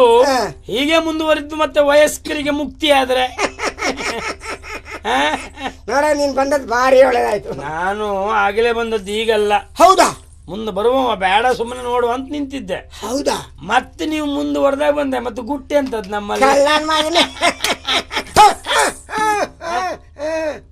ನೀನು ಹೋಗಿ ಹೋಗಿ ಕೇಂದ್ರ ಬಿಂದುಗೆ ಕೈ ಹಾಕ್ತಿಯಲ್ಲ ಪುಣ್ಯಾತ್ಮ. ನನಗೆ ನೀವು ಗ್ರಾಮಾಧಿಕಾರಿಗಳು ಬೆಂತಟ್ಟಿದ್ರೆ ಇಲ್ವಾ ನಾನು ಮರ್ತದ್ದು. ಸತ್ಯ ಹೇಳ, ಆ ಹುಡುಗಿಯನ್ನು ಕಂಡು ನಿಜವಾಗಿ ನಾನು ಮನಸೋತಿದ್ದೇನೆ. ನನ್ನ ಸಮಸ್ಯೆ ಏನಂತ ಹೇಳಿ ನೀನು ಗೊತ್ತು. ಯಾಕಂದ್ರೆ ನಿನ್ನ ಕಷ್ಟ ಸುಖಗಳೇ ನಾನೇ ಸ್ಪಂದಿಸುವ ಅಲ್ವಾ. ನಿನಗೆ ಮನೆ ಕಟ್ಟಲಿಕ್ಕೂ ಜಾಗ ಕೊಟ್ಟವ ನಾನೇ, ಅಂಗಡಿ ಮಾಡ್ಲಿಕ್ಕೂ ಜಾಗ ಕೊಟ್ಟವ ನಾನೇ. ನನ್ನ ಗ್ರಾಮೀಣ ಅಭಿವೃದ್ಧಿಲಿ ಅದು ಒಂದು ನೀವೇ. ಹುಡುಗಿ ಬೇಕು ಅಂತ ಆಗಿದೆ. ಹೌದನ್ನು ಒಂದು ಮನಸ್ಸಾಯ್ತು. ಅವಳ ಹತ್ರ ಕೇಳಿದೆ, ಒಳ್ಳೆ ಅಂದ್ಲು. ನಿಮ್ಗೆ ನೀವೆಲ್ಲ ಕೇಳು ಸರಿಯಲ್ಲಪ್ಪ. ಗ್ರಾಮಾಧಿಕಾರಿಗಳು ನಿಮ್ಮ ಸಲುವಾಗಿ ನಾವು ಉಗಿಸ್ಕೊಳ್ತೇವೆ. ಹೌದಾ? ನೀವು ಉಗಿಸ್ಕೊಳ್ಬಾರ್ದು. ಪ್ರಯತ್ನ ನಾನು ಮಾಡ್ತೇನೆ. ಹೌದಾ? ಒಪ್ಪಿದ್ರೆ ಎಲ್ಲಿ ಕರ್ಕೊಂಡು ಬರುವುದು? ನಮ್ಮ ಕೆಳಗಿನ ಮನೆ ತೋಟದಲ್ಲಿ ಒಂದು ಸೋಗೆ ಮನೆ ಇಲ್ವೇನಾ? ನಿಮ್ಮಂತವ್ರ ಆ ಸೋಗೆ ಮನೆಯಲ್ಲ. ತಂಪು ತಂಪು ತಂಪು ತಂಪು ತಂಪು ಜೋರಾಗಿ ಮತ್ತೆ ಅಲ್ಲೇ ನೀವು ನೆಟ್ಟಗಾದ್ರೆ ಕಷ್ಟ. ಏನ್ ತೊಂದ್ರೆ ಇಲ್ಲ, ಯಾರಿಗೂ ಗೊತ್ತಾಗಬಾರ್ದು. ಆಯ್ತು. ಈಗ ತಿರಸ್ಕಾರ ಮಾಡ್ತಲ್ವಾ? ನೋಡ್ತೀನಿ ನಾನು. ಮರ್ಯಾದೆ ಬಿಟ್ಟು ಮಾನಸತ್ತವ. ನಿನಗೆ ಬುದ್ಧಿ ಉಂಟಾ? ಯಾಕೆ? ಅವ ಹೋಗಿ ಕೇಳ್ದ ಮುದುಕ ಅಂತ ಇಟ್ಕೋ. ಬುದ್ಧಿ ಇದ್ದವಳು ಮನಸ್ಸಿಲ್ದ ಹೋದವಳು ಆದ್ರೆ ನೇರ ನಿನ್ನ ಪಾಡಿಗೆ ಎದ್ಕೊಂಡು ಹೋಗುದು. ನೀ ಅದು ಬಿಟ್ಕೊಂಡು ಹಿಡ್ಕೊಂಡು ಗಂಟು ಹಿಡ್ಕೊಂಡು ನೋಡ್ ನಿಂತ್ಕೊಂಡ್ರೆ ಅವನು ವ್ಯವಹಾರಕ್ಕೆ ಅನುಕೂಲ ಆಗ್ಲಿಲ್ವಾ? ಸಾಯ್ಲಿ ಅವ, ಅಷ್ಟೊತ್ತಿಗೆ ಬಂದ್ರಲ್ಲ. ಸಾಯ್ಲಿ ಅಲ್ಲ, ಪರಮನಿ ಇಚ್ಛ ಅವ. ಹೌದಾ? ಅವ ಎಂತ ವ್ಯಕ್ತಿ ಅಂತ ನಿನಗೆ ಗೊತ್ತಿಲ್ಲ. ಏನು? ಮಾ ಹೆಣ್ಣಿನ ಹುಚ್ಚ. ಎಂತ ಕಾಮುಕ ಅಂತ ಹೇಳಿದ್ರೆ ಪರಮನಿ ಇಚ್ಛ ಅವ. ಹೆಣ್ಣಿಗಾಗಿ ಏನು ಮಾಡ್ತಾನೆ. ಹೆಣ್ಮಕ್ಳ ದೌರ್ಬಲ್ಯ ಗೊತ್ತುಂಟು. ಹಾಗಾಗಿ ಅವರು ವಶಪಡಿಸಿಕೊಳ್ಳಿಕ್ ಬೇಕು ಅಂತ ಹೆಣ್ಣನ್ನು ಆಭರಣದ ಆಸೆ ತೋರಿಸಿ ಸಿಗ್ತಾಳೆ ಅಂತ ಗೊತ್ತು. ಅದಿಲ್ಲ, ಚೆನ್ನಾಗಿ ಹೊಗಳಿದ್ರು ದಕ್ತಾಳೆ ಎನ್ನುವ ಭಾವನೆ ಉಂಟು. ಹಾಗಾಗಿ ಹೆಣ್ಮಕ್ಳನ್ನೇ ಹೊಗಳಬೇಕಾದಂತ ಸಾಹಿತ್ಯವನ್ನು ಪಾಪಿ ಮಗ ಯಾರ್ಯಾರ ಕಾಲು ಹಿಡಿದೆಲ್ಲ ಕಂಠಪಾಠ ಮಾಡ್ಕೊಂಡು ಬಂದು ಹೇಳುದು. ನಿನ್ನ ಯೋಗ ಒಳ್ಳೇದುಂಟು, ಅಷ್ಟೊತ್ತಿಗೆ ನಾನು ಬಂದೆ. ನೀನೇ ವಿಚಾರ ಮಾಡು. ಅವ ಹೊಗಳಿದ ಒಂದು ಕಾಲಾಂಶ ಆದ್ರೂ ನಿನ್ನಲ್ಲಿ ಉಂಟ? ಅದಿಲ್ಲ. ನೀನಂತ ಸುಂದರಿಯ? ಅದೇನಲ್ಲ. ನನಗಿಂತೂ ಹೆಚ್ಚು ನೀನೇನಲ್ಲ. ಹೋಲಿಕೆ ಮಾಡಿದ್ರೆ ನನಗೆ ನಿನಗೆ ಒಂದು ಜೋಡಿ ಆಗ್ಬಹುದು. ಓಹೋ, ರೂಪದಲ್ಲಿ. ಅವ ಹೋದ, ಇವ ಬಂದ ಅಂದ್ರೆ ನಿನ್ ಲೆಕ್ಕ ಸಣ್ಣಣ್ಣ ಹೋದ ದೊಡ್ಡಣ್ಣ ಬಂದ ಅಂತ. ಮತ್ತೆಂತದ್ದು? ಹೌದೇನೆ? ನಾನಂತವಲ್ಲ. ನೀನಾಗ ಬಂದ್ ನನ್ನ ಮೈ ಮೇಲೆ ಬಿದ್ರು ನಮಗ್ ಬೇಡ. ನಾನು ಬೀಳುವುದು ಇಲ್ಲ. ಅಲ್ಲ, ಅದಕ್ಕೆ ಬೇಡ ಅಂತ ಹೇಳಿದ್ ನಾನು. ಒಂದ್ ಕೆಲಸ ಮಾಡುವ, ಅವ್ ಹೋದದ್ದು ಅರಿಷ್ಟ ಹೋಯ್ತು. ಅದಲ್ಲ, ಇನ್ನೊಮ್ಮೆ ಎಲ್ಲಾದ್ರೂ ಅವ್ ಬರ್ತಾನೆ ಅಂತ ಆದ್ರೆ ಮುಖ ಮುಸುಡು ನೋಡ್ಬೇಡ. ಮುಸುಡಿ ನಾಲ್ಕ್ ಬಿಡು. ಸರಿ, ಕೊಡುವುದು. ಬಂದದ್ ನಾನ್ ನೋಡ್ಕೊಳ್ತೇನೆ. ನೀವು ಯಾರು? ನಾನು ಸೀನ್ ಭಂಡಾರರು. ಅಂದ್ರೆ ನಮ್ಮ ಜಾತಿ. ನೀನು ನಮ್ಮ ಜಾತಿ ಅವಳ? ಹೌದು. ಪಾಪಿ ಮಗ ಹೋಗಿ ಹೋಗಿ ಇಲ್ಲು ಕಣ್ಣು ಹಾಕಿದ್ದ, ಹೋಗ್ಲಿ ತಪ್ಪಿಸ್ಕೊಂಡ. ಅಲ್ಲ, ನಿಮ್ಮ ಅಂಗಡಿ ಎಲ್ಲ ಉಂಟೀಗ? ಅಂಗಡಿ ಊರಲ್ಲೆಲ್ಲ ಉಂಟು. ಅಲ್ಲ, ನಿಮ್ಮದ್ದು? ನಮ್ದಿಲ್ಲ. ಇಲ್ವಾ? ನಾವು ಕೆಲಸ ಇಲ್ಲದೆ ತಿರುಗ್ತಾ ಇದ್ದೇನೆ. ಕೆಲಸ ಏನು ಇಲ್ವಾ? ಒಂದ್ ಕೆಲಸ ಮಾಡಿ, ನೇರ ಅರಮನೆಗೆ ಬನ್ನಿ, ನಾನು ಕೆಲಸ ಕೊಡಿಸ್ತೇನೆ. ಹೌದಾ? ಅಮ್ಮ ಹೇಳಿದ್ರೆ ಕೊಡ್ತಾರೆ. ನೀನಿದ್ದಲ್ಲೇ ನಾನು ಇರ್ಲಿಕ್ಕೆ ಇಷ್ಟಪಡ್ತೇನೆ. ಹೌದಲ್ಲ? ಹೇಳು, ಹೋಗುವ. ಬನ್ನಿ.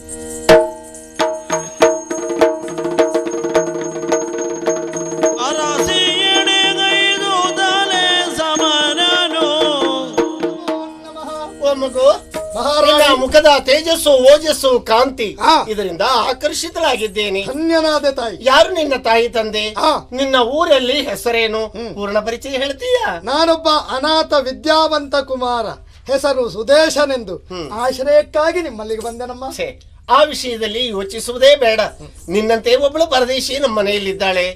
ಅಂದ್ರೆ ನನ್ನ ಸವತಿಯ ಮಗಳು ಭಾವನಾ ಅಂತ. ಅವಳಿಗೊಬ್ಬ ಅಣ್ಣ ಇದ್ದ, ಮನುದೇವ ಅಂತ. ಆದ್ರೆ ರಾತ್ರಿ ಮಲಗಿದವನು ಬೆಳಿಗ್ಗೆ ನಾವು ಎಚ್ಚೆತ್ತುಕೊಳ್ಳುವಾಗ ಇಲ್ವೇ ಇಲ್ಲ, ಎಲ್ಲಿ ಹೋದ್ನೋ ಏನೋ ಪಾಪ. ಆದ್ದರಿಂದ ಅವಳೊಂದಿಗೆ ನೀನು ಇಲ್ಲೇ ಇದ್ಬಿಡು. ಆಗಿಲ್ಲಮ್ಮ, ನನಗೆ ಉದ್ಯೋಗ.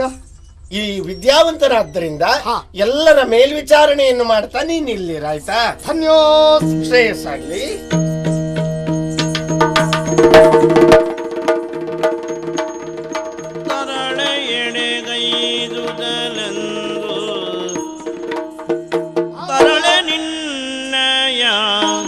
ಪರಿಯನರಿವರೆ ತೆರಳಿ ಬಂದೇನು ಸನಿಹಕ್ಕೆ, ಒರೆಯಬೇಹುದು ಕ್ಷೇಮವೇನೆ ಭಾವನಾ.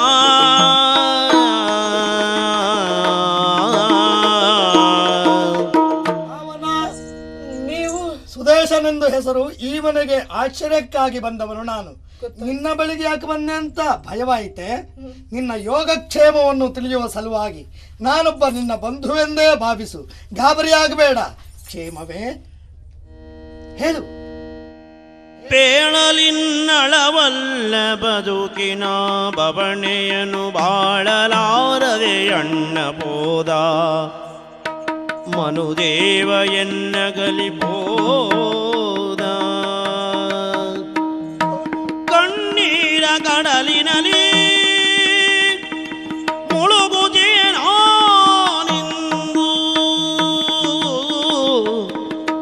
ಎಣ್ಣಲಾರೆನು ಬವಣೆವೇನು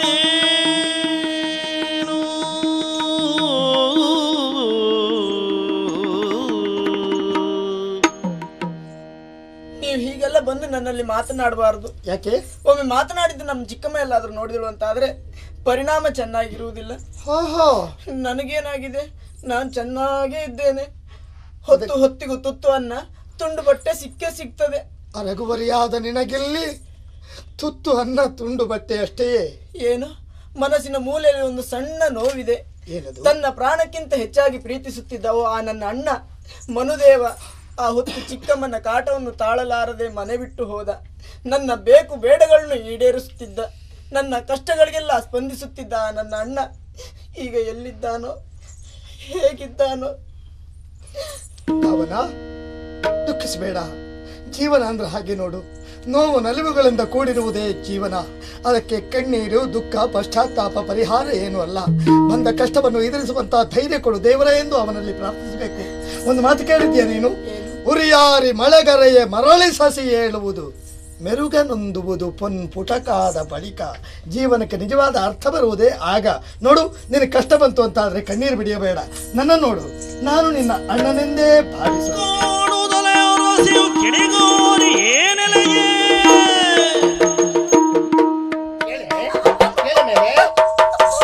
ದಿಂಡೆ, ಬಜಾರಿ, ಬೀದಿ ಬಸವಿ, ಕಂಡವರಲ್ಲಿ ಹಲ್ಲಿಕ್ಕಿರಿದು ಮಾತಾಡ್ತೀಯ? ಪ್ರಾಯ ಬಂದಿದೆ ನಿನಗೆಲ್ಲ. ಇತ್ತೀಚೆಗಷ್ಟೇ ಮನೆಗೆ ಬಂದವನಲ್ಲಿ ಸಲುಗೆ ಏನೇ? ಇದೇ ಮೊದಲು ಇದೇ ಕಡೆ. ಅವನನ್ನು ಕಣ್ಣೆತ್ತಿ ನೋಡಿದ್ರೆ ಕಣ್ಣಿಗೆ ಸುಣ್ಣದ ನೀರೇನು, ಅವನಲ್ಲಿ ಮಾತಾಡಿದ್ರೆ ನಾಲಿಗೆ ಸೀಲಿ ಉಪ್ಪು ತುಂಬಿಸಿ ಏನು. ನಡಿಗೆ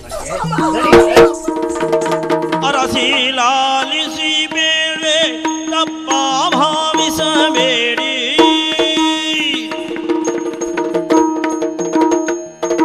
ಅರಸಿ ಲಾಲಿಸಿ ಬೇಳೆ ತಪ್ಪ ಭಾವಿಸಬೇಡಿ, ಮನದಿರ ಅರಿಯಲೆಂದೇ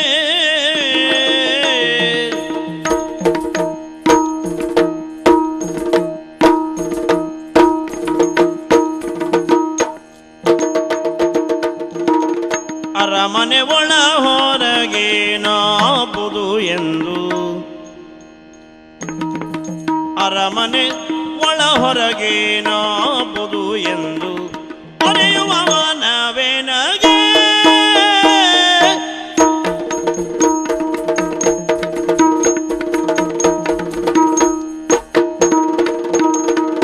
ಅರಮನೆ ಒಳ ಹೊರಗೆ ನಾಬುದು ಎಂದು ಅರೆಯುವ ಮನವೆನಗೆ.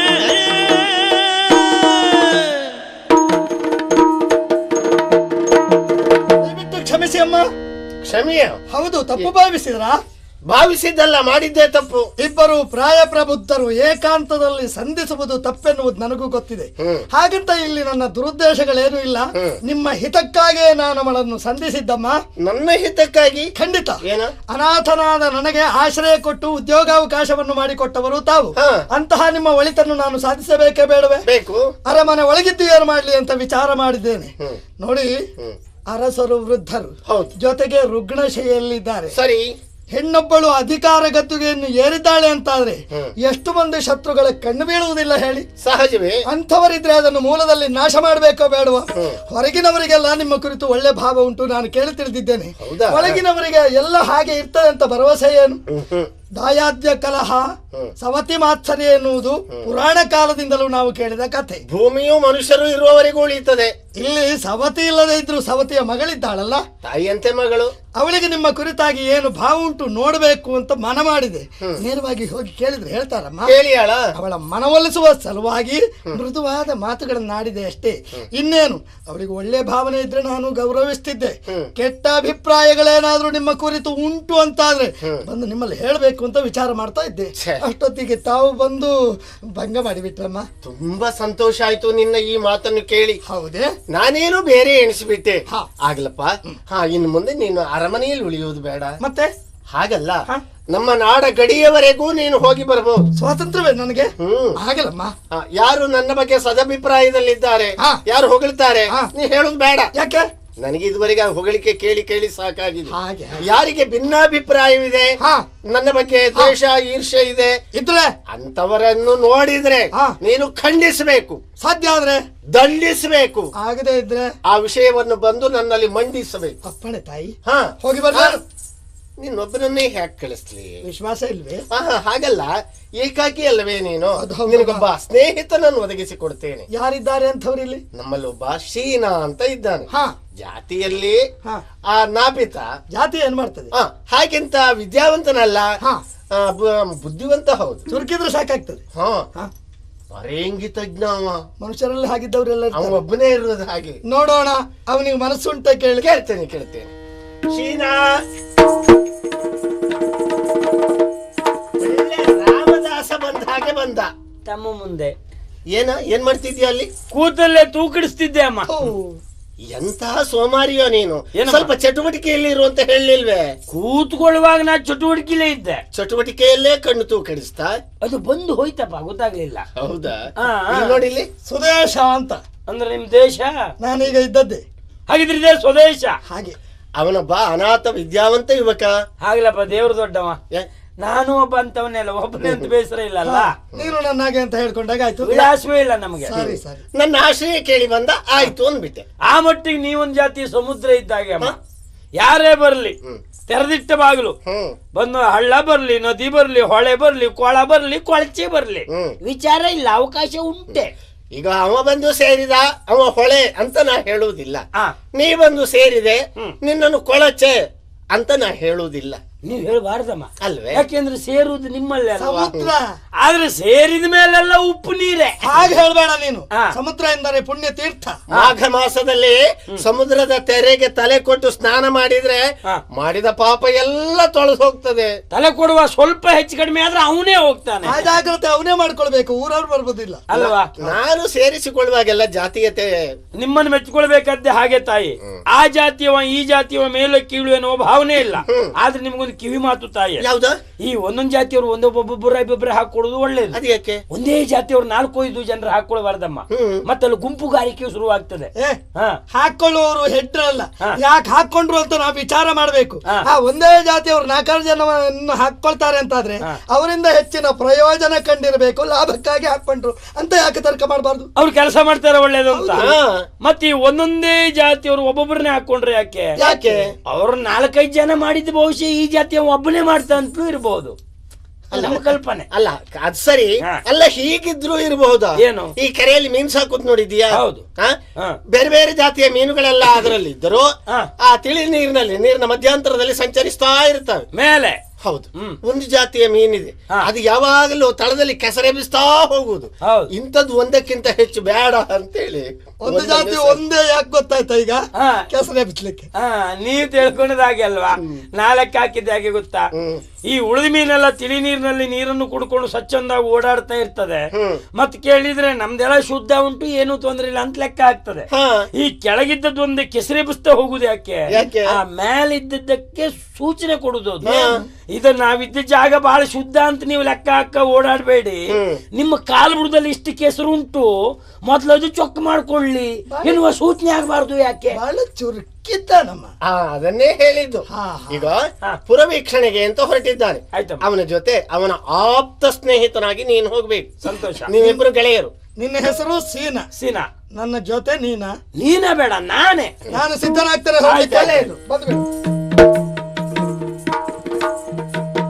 ಅವನ ಆಪ್ತ ಸ್ನೇಹಿತ ನೀನು ಅಂತ ನಾನು ಹೇಳಿದ್ದೆ ಯಾಕೆ? ಹೌದು, ಅವನಿಗೆ ಹಿತ ಆಗ್ಲಿ ಅಂತ. ನೀನು ನನ್ನ ಹಿತೈಷಿಯಾಗಿಯೇ ಇರ್ಬೇಕು. ಇದು ನನಗೆ ಹಿತ ಆಗ್ಲಿ ಅಂತ ಹೇಳಿದ್ದಲ್ಲ. ಹಾಗಲ್ವಾ? ಅವ ಇತ್ತೀಚೆಗೆ ಬಂದವ, ಹೇಗ್ ನಂಬೋದು? ಹೊಸಬ್ರು ನಂಬಲಿಕ್ಕೆ ಆಗುದಿಲ್ಲ ಅಮ್ಮ. 1-2 ವರ್ಷ ಸರಿ ಇರ್ತಾರೆ, ಮತ್ತವ್ರದ್ದು ಹುಲಿ ವೇಷ ಶುರುವಾಗ್ತದೆ. ಹೌದಾ? ತಿಳ್ಕೊಳ್ಳಿ. ಕೆಲವರು 8-10 ವರ್ಷ ಇದ್ರು ಅವರನ್ನು ಪೂರ ತಿಳ್ಕೊಳ್ಳಿಕ್ಕೆ ಆಗುದಿಲ್ಲ ಮಹಾರಾಯ. ಅದು ತಿಳುವಳಿಕೆ ದೋಷ ಅಮ್ಮ. ಆಗ ಈಗ ಹೊಸ ವೈದ್ಯನಿಗಿಂತ ಹಳೆ ರೋಗಿಯೇ ಒಳ್ಳೆಯದು. ನೀವು ಹೇಳಿ ಸರಿ, ಕೈ ನಮ್ಮ ಕಡೆ ಬರುದು ಯಾಕೆ? ಬೇರೆ ಯಾರು ಇಲ್ವಲ್ಲ, ನೀನೇ ಎದುರಿದ್ಯಲ್ಲ, ಜಾಗ್ರತೆ. ಆಯ್ತಮ್ಮ. ಯಾರನ್ನ ನಂಬುವುದು ಯಾರನ್ನ ಬಿಡುವುದು ಅಂತ ಗೊತ್ತಾಗುವುದಿಲ್ಲ. ನೀನು ಬಹಳ ವಿಶ್ವಾಸಿಗ ಅಂತ ಅವರಲ್ಲಿ ಹೇಳಿ ಕಳಿಸಿದ್ರು. ಮತ್ತೆ ನನ್ನಲ್ಲಿ ಅವ ಏನು ಮಾಡ್ತಾನೆ ಅಂತ ನೀನು ನೋಡ್ಕೊಂಡು ಬರಬೇಕು, ಹಿಂದಿಂದ ಹೋಗಬೇಕು ಅಂತ ಹೇಳಿದರು. ನಾನು ಅಂತ ಹೇಳಿದ್ರೆ ಇವರಿಗೆ ಭಾಳ ಆತ್ಮೀಯ ಅಂತಲೂ ಹೇಳಿದ್ದಾರೆ. ಇವ್ರ ಮಾತು ಸತ್ಯ ಅಂತ ತಿಳ್ಕೊಂಡು ನಾನು ಮುಂದೆ ಹೋದರೆ ಮತ್ತೆ ನನ್ನ ಹಿಂದೆ ಯಾರಾದರೂ ಕಳಿಸಿದ್ರೆ ಇವರು, ಆದ್ದರಿಂದ ಅವರಿಗೆ ಇವರಿಗೆ ಹಿತ ಆಗೋದಕ್ಕಿಂತಲೂ ನಮಗೆ ಹಿತ ಆಗುವಂತೆ ಇರೋದು ಭಾಳ ಒಳ್ಳೆಯದು.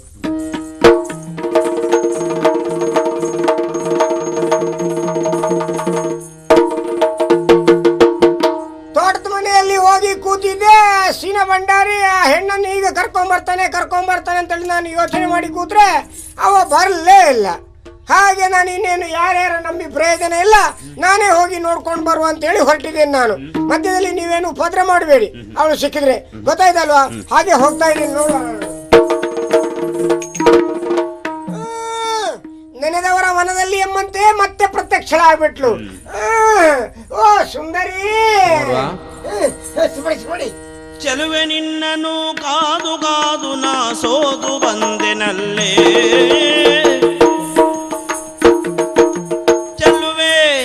ಚೆಲುವೆ ನಿನ್ನನು ಕಾದು ಕಾದು ನಾ ಸೋತು ಬಂದೆನಲ್ಲೇ, ಪುಲ್ಲ ಶರದಿ ನಾನೊಂದೆನು ಎನ್ನನು ತಣಿಸು ಬಾರೆ ಚೆಲುವೆ. ಸುರಸುಂದರಾಂಗಿಯೇ, ಓ ಪ್ರವಾಳಧರಿಣಿಯೇ, ಓ ಸೂರ್ಯಪ್ರಕಾಶಿನಿಯೇ, ಓ ನಯನನಂದಿನಿಯೇ, ಓ ಮನೋರಂಜಿನಿಯೇ, ಓ ಇಕ್ಷುರೋಹಿಣಿಯೇ, ಓ ವಲ್ಲವ ಪಾಣಿಯೇ, ಪಲ್ಲವ ಪೀರಿಯೇ. ಮತ್ಸುರು ಮಾಡ ಕೆಲಸ ಮತ್ತೆ ನಿನ್ನ ಹುಡುಕ್ತಾ ಬಂದಿದ್ದೇನೆ. ಮನ್ಮಥನು ಮಂತ್ರಿಸಿ ಬಿಟ್ಟ ಹೂಬಾಣದಂತೆ ನನ್ನ ಕಣ್ಣು ಮುಂದೆ ಬಂದು ನಿಂತ ಓ ಚೆಲುಕಾಂತೆ, ನಾನು ನಿನಗೆ ಸೋತು ನಿಂತೆ, ಒಂದು ಮನಸ್ಸು ಮಾಡ. ಒಂದು ಬಾರಿ ಹೇಳ್ತೇನೆ ಹತ್ತೆ ಬರಬೇಡ ಅಂತ, ಬರ್ತಿದ್ರೆ ಜಾಗ್ರತೆ, ಗೊತ್ತಾಯ್ತಾ? ಏನೋ ಏನೋ ಇವತ್ತು ಬಿಡುವುದಿಲ್ಲ.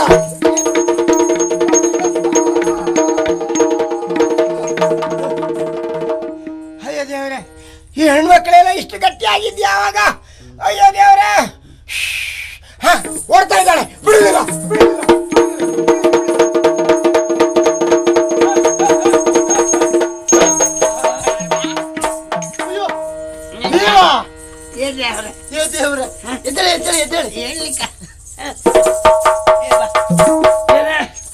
ನಿನಗೆ ನಾನು ಕೊಲ್ಲಬೇಕು ಅಂತ ಉಂಟಾ? ಹಾಗಲ್ಲ, ನೀ ಸತ್ತು ಮಣ್ಣು ತಿಂದು ಹೋಗ್ಲಿಕ್ಕೆ. ಯಾಕೆ? ಇಲ್ಲಿ ಹೋದ್ರೆ ಎಂತದ್ದು ಅದು? ಏನು? ನೀನು ಓಡುದು ನೋಡ್ರೆ ಏನಾಯ್ತು ಅಂತಿಲ್ಲ, ಹಿಂದ್ಗಡೆ ಯಾರು ಓಡಿಸ್ಕೊಂಡು ಬಂದ್ರು ಅಂತ ಕಾಣಲಿಲ್ಲ, ಕೂಗಿದ್ರೆ ನಿಲ್ಲಿಲ್ಲ, ತಟ್ಟಿದ್ರೆ ಆದ್ರೂ ಗೊತ್ತಾಗ್ತಂತೆ. ಬೆನ್ನು ಮುಟ್ಟುದ್ರೊಳಗೆ ತಲೆ ಮೇಲೆ ಒಂದು ಬಿಟ್ಟೆ ನೀನು. ನಾ ಸಾಯ್ಬೇಕಂತಲೇ ಹೊಡೆದದ್ದು. ನನ್ಗೆ ಗೊತ್ತಾಯ್ತು. ಅಯ್ಯೋ ನಿಮಗಲ್ಲ ಸ್ವಾಮಿ, ನಿನ್ನ ಬ್ಯಾಗ ಮುಖ ತೊಳ್ಕೊಳ್ಬೇಕು. ಹಾಗಲ್ಲ ಅದು.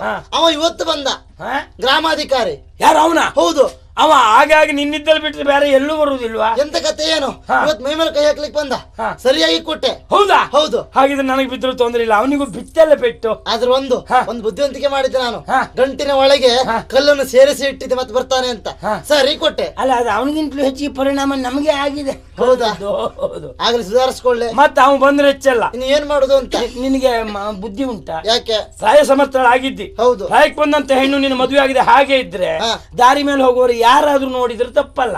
ಒಬ್ಬ ಜಾತಿ ಹುಡುಗನನ್ನು ನೋಡಿ, ಒಳ್ಳೆಯವನು ನೋಡಿ ಒಂದು ಮದುವೆ ಆಗಬಾರ್ದ? ನಾ ಜಾತಿ ಹುಡುಗನ ನೋಡಿದ್ದೇನೆ, ಆದ್ರೆ ಮನಸ್ಸು ಯಾಕೆ ಸಾಯುವುದಿಲ್ಲಪ್ಪ ಅವನಿಗೆ? ಎಂತ ಕತೆ? ಮತ್ ನಿನ್ನ ಮುಖ ನೋಡಿದ್ರೆ ಮನಸ್ಸಾಗುದು ಯಾರಿಗೆ? ಯಾಕೆ? ಈ ಊರು ಮಾರಿಯನ್ನು ಹೊರಗಾಕಿಗುದಿಲ್ವಾ? ಆ ರೀತಿ ಮುಖ ಮಾಡ್ಕೊಂಡ್ರೆ ಮತ್ತೆ ಯಾರಿಗೆ ಮನಸ್ಸಾಗುದು? ಮತ್ ನಗಾಡ್ತಿರೋದಾ? ಸ್ವಲ್ಪ ಮನಸ್ಸಿದ್ದವರೆಲ್ಲಾದ್ರೂ ನಗಾಡ್ಬೇಕಾ ಬೇಡವಾ? ಹೌದಲ್ಲ? ಮತ್ತೆ ತಡ ಯಾಕೆ ಮಾಡ್ತೀರಿ? ನೇರ ಅಂಗಡಿಗೆ ಹೋಗಿ ಮಾಂಗಲ್ಯ ತನ್ನಿ, ನನ್ನ ಕುತ್ತಿಗೆ ಬಿಗಿರಿ. ನಿಜವಾಗಿ ಹೇಳ್ತಾ ಇದ್ದೇನೆ. ಹೌದು. ಇಷ್ಟು ದಿವಸ ಯಾಕೆ ಸುಮ್ಮನೆ ಇದ್ದೆ? ಹಾಗಿದ್ರೆ ನಾನು ಹೇಳ್ಬೇಕಂತಿದ್ದೆ, ನೀವು ಕೇಳಿಲ್ಲ ಅಂತ ಸುಮ್ಮನಾಗಿದ್ದೆ. ಆದ್ರೆ ಮದುವೆ ಆಗ್ತಿರಲ್ಲ? ಅಯ್ಯೋ, ಅನುಮಾನವೇ ಬೇಡ. ಆದ್ರೆ ನಿಮ್ಮ ಮೇಲೆ ವಿಶ್ವಾಸ ಉಂಟು ನನಗೆ. ನೀವು ಮದುವೆ ಆಗಿ ಕೆಲಸಕ್ಕೆ ಹೋದ್ರೆ, ಮನೇಲಿ ನಾನು ಒಬ್ಬಳೆ ಕೂತ್ರೆ ಅವ ಮತ್ತೆ ಬಂದ್ರು ಬಂದ. ನನಗೂ ವಿಶ್ವಾಸ ಉಂಟು. ಏನಂತ? ಅವ ಬಂದೇ ಬರ್ತಾನೆ ಅಂತ. ನೀವ್ ಏನ್ ಹೇಳುದು? ಅವ ಜೀವಮಾನಕ್ಕೆ ನಿನ್ನ ಎತ್ತ ತಲೆ ಹಾಕಿ ಮಲಗಬಾರ್ದು ಅಷ್ಟು ವ್ಯವಸ್ಥೆ ಮಾಡ್ತಾನೆ. ಬರಬಾರ್ದವ. ನೀನ್ ಸ್ವಲ್ಪ ಸಹಕಾರ ಕೊಡ್ಬೇಕು. ಅಷ್ಟು ಮಾಡ್ತೇನೆ. ನೋಡು ಬಾ.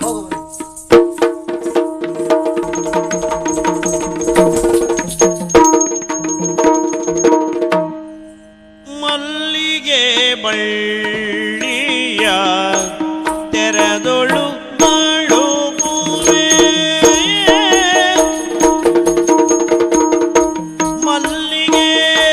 ಬಳ್ಳಿಯ ತೆರದೊಳು ಬಳುಕುವ ಬಳುಕುವ ಬಳುಕುವ ಲಲನೆಯೇ ನೀನಾರು ನಲ್ಲೆಯೇ ಬಳುಕುವ ನಲ್ಲೆಯೇ ನೀನ್ಯಾರು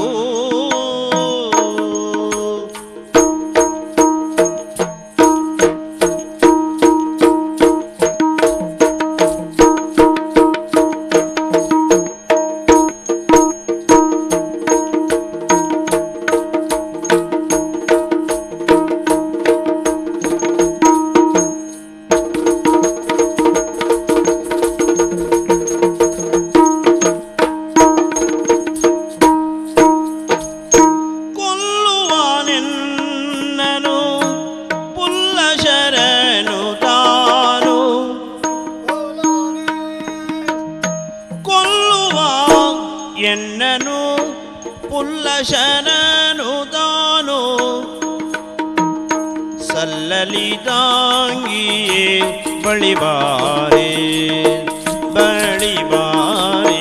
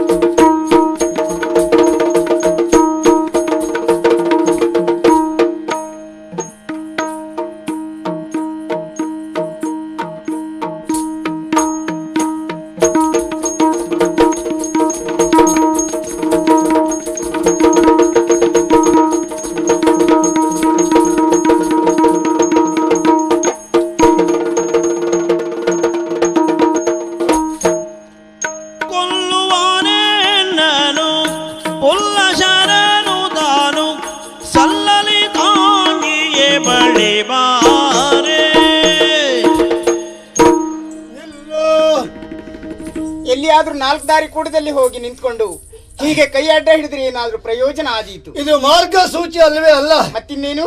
ಒಬ್ಬಂಟಿಯಾಗಿ ಹೋಗ್ತಾ ಇದ್ದೀಯ, ಏಕಾಂತದಲ್ಲಿ ಇದ್ದೀಯ, ಆದ್ದರಿಂದ ನಿನ್ನನ್ನು ತಡೆದು ಮಾತನಾಡುವ ಉದ್ದೇಶ.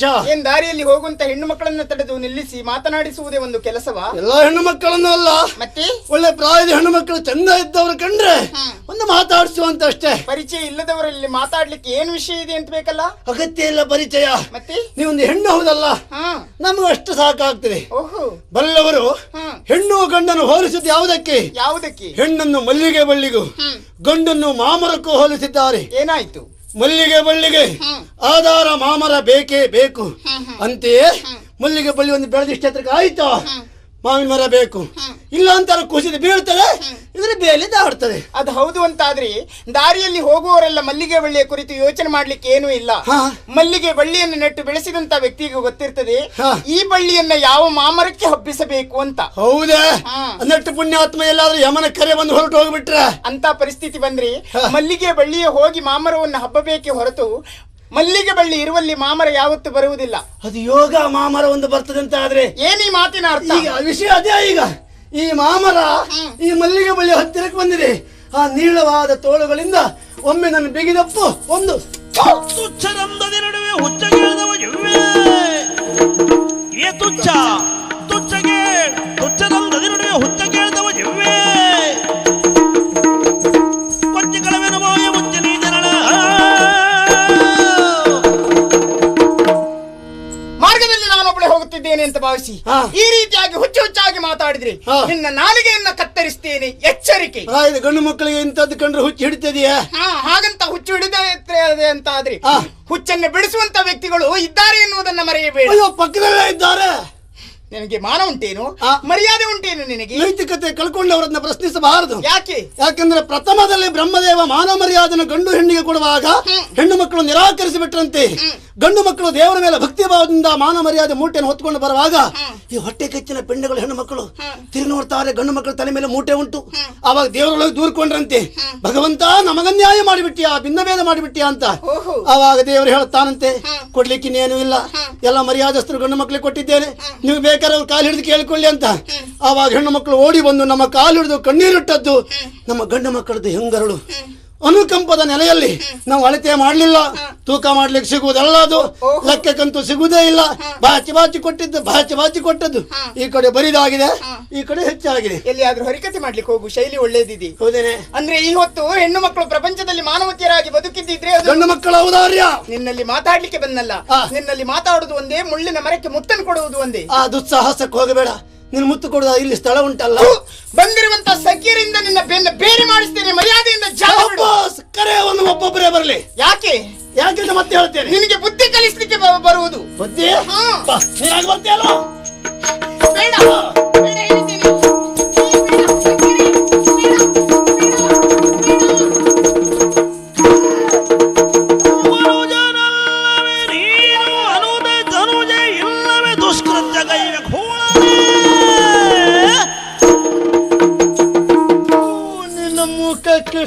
ಒರೆಸ್ಕೊಳ್ಬೇಡ, ಮನೆಗೆ ಹೋಗಿ ಹೇಳ್ಬಹುದು ಪಂಚಾಯತ್ ಪ್ರಶಸ್ತಿ ಸಿಕ್ಕಿದೆ ಅಂತ. ಮನುಷ್ಯನ ಮೃಗವ ನೀನು. ಪಾಪ ಅವನಿಗೆ ನಿರ್ಣಯ ಆಗ್ಲಿಲ್ಲ, ಮತ್ ನಿಮ್ಗೇನು ಹೇಳಿಯಾನು? ಅಕ್ಕ ತಕ್ಕೆ ಯಾರು ಇಲ್ವಾ? ಅವರಿದ್ರೆ ಎಂತದಕ್ಕೆ ಅನುಕೂಲ ಆಗ್ತದೆಯಾ?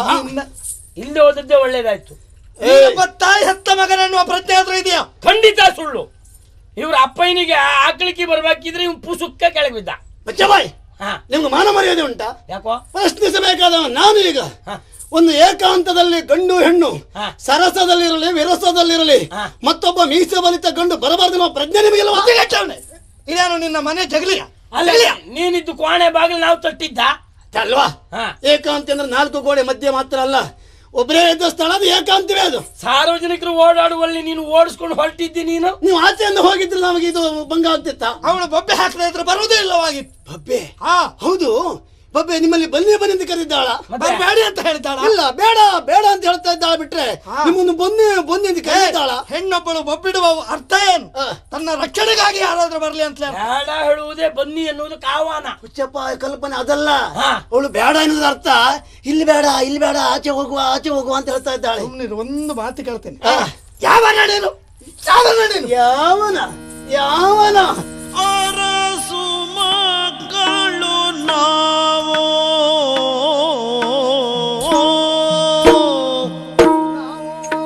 ಅರಸು ಮಕ್ಕಳು ನಾವು ನಮ್ಮಯ ಅರಸು ಠೀಕುಗಳೇನ ಬಲ್ಲಿರಿ ನೀವುಗಳು ಏನ ಬಲ್ಲಿರಿ ನೀವು?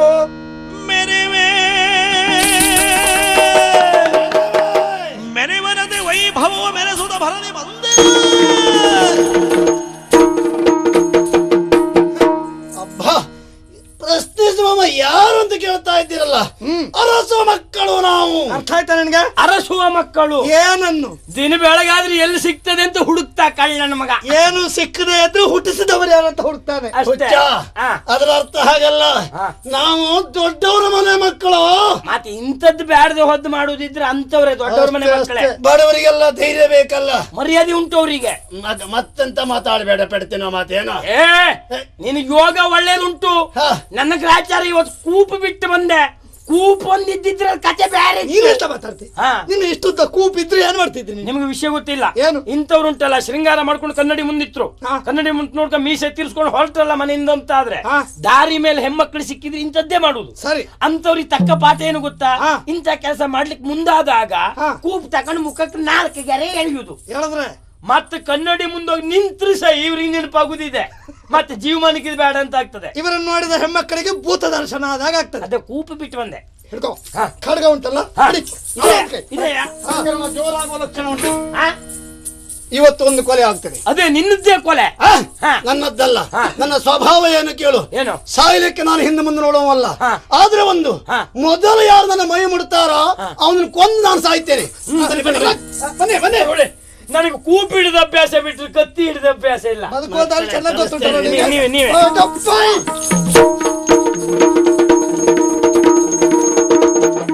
ನೀವೆಲ್ಲಾದ್ರೂ ಚಿನಿಕೋಲ್ ಆಡ್ಲಿಕ್ಕೆ ಹೋಗುದು ಒಳ್ಳೇದು.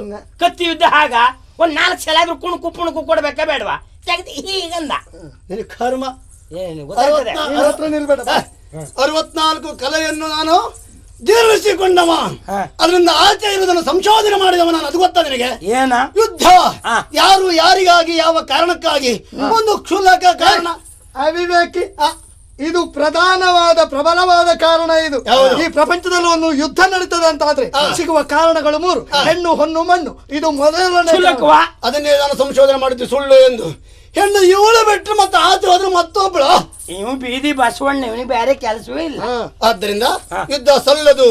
ಹೆಣ್ಣಿಗಾಗಿ ಸತ್ತವರು ಪುರಾಣ ಪುರುಷರು. ನೀವು ಪುರಾಣ ಓದ್ಲಿಲ್ವಾ? ಅಲ್ಲ, ರಾಮಾಯಣ ಮಹಾಭಾರತ ಗ್ರಂಥ ಒಂದು ಉಂಟಲ್ಲ. ನಾನು ಓದ್ಲಿಲ್ಲ. ನಿಂಗೆ ಯಾರಾದ್ರೂ ಕತೆ ಹೇಳಿದ್ರ? ಅವನು ಓದ್ಲಿಲ್ಲ ಅಂತ ಹೇಳುವುದ? ಓದ್ದವ್ರಿಂತ ಕೆಲಸ ಮಾಡ್ತಾರ. ರಾಮಾಯಣದಲ್ಲಿ ಮಂಗೇಶ ವಾಲಿ ಯಾರು ಗೊತ್ತುಂಟಲ್ಲ? ಇವನ ಸಾಹಿತ್ಯ ಕೇಳುವಾಗಲೇ ಎಷ್ಟು ಓದ್ದವ ಅಂತ ಅರ್ಥ. ಮಂಗೇಶ, ಮಂಗಗಳ ಈಶ ಮಂಗೇಶ ವಾಲಿ. ಅವ ಹೇಗೆ ಸತ್ತ? ಅವ ರಾಮನ ಬಾಣದಿಂದ ಸತ್ತ. ರಮೆಯ ಪ್ರಕರಣದಿಂದ ಸತ್ತನ. ಹೇಗೆ ಸತ್ತ? ಮತ್ತೆ ರಾವಣೇಶ್ವರ ಸತ್ತ ಹೇಗೆ? ರಾಮನಿಂದಲೇ ಸತ್ತ. ಸೀತೆಯ ಪ್ರಕರಣ ಅಲ್ಲಿ ಈಚೆ ಬರೋಣ ಮಹಾಭಾರತಕ್ಕೆ. ಬಲಾಢ್ಯನಂತ ಮಹಾಮಲ್ಲ ಕೀಟಕ ಸತ್ತ ಹೇಗೆ ಸತ್ತವ? ದ್ರೌಪದಿಯ ಕಾರಣ. ಸೈರೇಂದ್ರಿಯ ಪ್ರಕರಣವಾ? ಹೌದಪ್ಪ. ದ್ರೌಪದಿ ಸೈರಿ ನಿಮ್ಗೆ ಗೊತ್ತಿಲ್ವಾ? ಈ ಸೈರೇಂದ್ರ ದ್ರೌಪದಿ ಅಕ್ಕ. ಅವ್ರು 5 ಜನ ಕತೆ ಸರಿ. ದ್ರೌಪದಿ ಎಂದು ಗೊತ್ತಾಗಿದ್ರೆ ಕೀಚಕ ಖಂಡಿತವಾಗಿ ಅವಳ ಮೈ ಮುಟ್ಲಿಕ್ಕೆ ಹೋಗ್ತಿರ್ಲಿಲ್ಲ. ಸೈರೇಂದ್ರಿಯ ಕಾರಣಕ್ಕಾಗಿ ಮೈ ಮುಟ್ಟಿದ್ದು ಅವ ಸತ್ತ. ನೋಡು, ಈಗ ರಾವಣ ಸತ್ತದ ಹೆಣ್ಣಿಗಾಗಿ, ವಾಲಿ ಸತ್ತದ ಹೆಣ್ಣಿಗಾಗಿ, ಕೀಚಕ ಸತ್ತದ ಹೆಣ್ಣಿಗಾಗಿ, ಮತ್ ನೀ ಬದುಕುದು ಯಾಕೆ? ಅಂತವ್ರೇ ಹೆಣ್ಣಿಗಾಗಿ ಸತ್ತ ಮೇಲೆ ನೀನೊಂದು ಬದುಕುದು ಯಾಕೆ? ಯಾಕೂ ಬೇಡದವದವ. ಹಾಗಾದ್ರೆ ನಾನು ಇಷ್ಟು ಬೇಗ ಸಾಯ್ಲಿಕ್ಕೆ ಮನಸ್ಸು ಮಾಡೋದಿಲ್ಲ. ಬರ್ತೇನೆ ಆಯ್ತಾ? ನೋಡಿ, ಅಮ್ಮದವ್ರು ಸಿಕ್ಕಿದ ಮುಖ ನೋಡ್ಲಿಕ್ಕಿಲ್ಲ. ನಾನು ಒಬ್ಬ ಬಂದಾಗ ಬೇಡ ಅಂತ ಹೇಳಿ ಈಗ ಇಬ್ಬರಿದ್ದಾರ.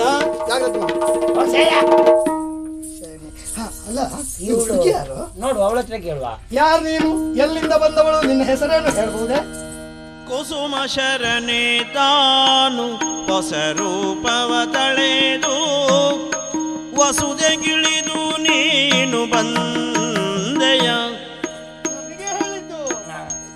ಕುಸುಮ ಗೋಮಲೆಯನ್ನ ಮಾನವ ರಕ್ಷಿಸೆ. ಕುಸುಮ ಗೋಮಲೆಯನ್ನ ಮಾನವ ರಕ್ಷಿಸೆ. ರಸಋಷಿನಿ ನಿಲ್ಲಿ ನಿಂದೆಯ. ಹಸು ಮಗುವಿನ ಮೊಗದವ ನೀನು. ಕರಿ ಕಪಿ ಮೊಗದವ ನೀನು. ಹಸು ಮಗುವಿನ ಮೊಗದವ ನೀನು. ಎನ್ನಯ ವಸತಿ ಬಿದ್ದನ ಇಂದು ಕೇಳ್ದೆಯ.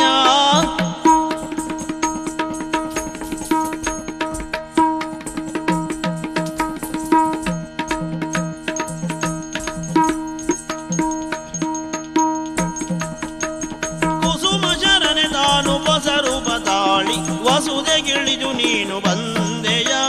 ರಸ ಋಷಿ ನೀನಿಲ್ಲಿ ನಿಂದೆಯ. ಎನ್ನ ವಸತಿ ಬಿದನ ಎಂದು ಕೇಳ್ದೆಯ.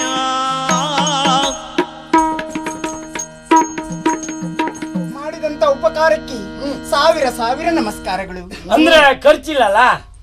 ಅಂದ್ರೆ ನಾನು 7,000 ಬೇಕಿದ್ರು ಕೊಡ್ತೆ. ನೀನು ಕೊಡುವಾಗ ಕೊಟ್ಟದ್ದಲ್ಲ, ಕೃತಜ್ಞತೆಯ ಪ್ರತೀಕ. ಒಂದು ಸಾಕು.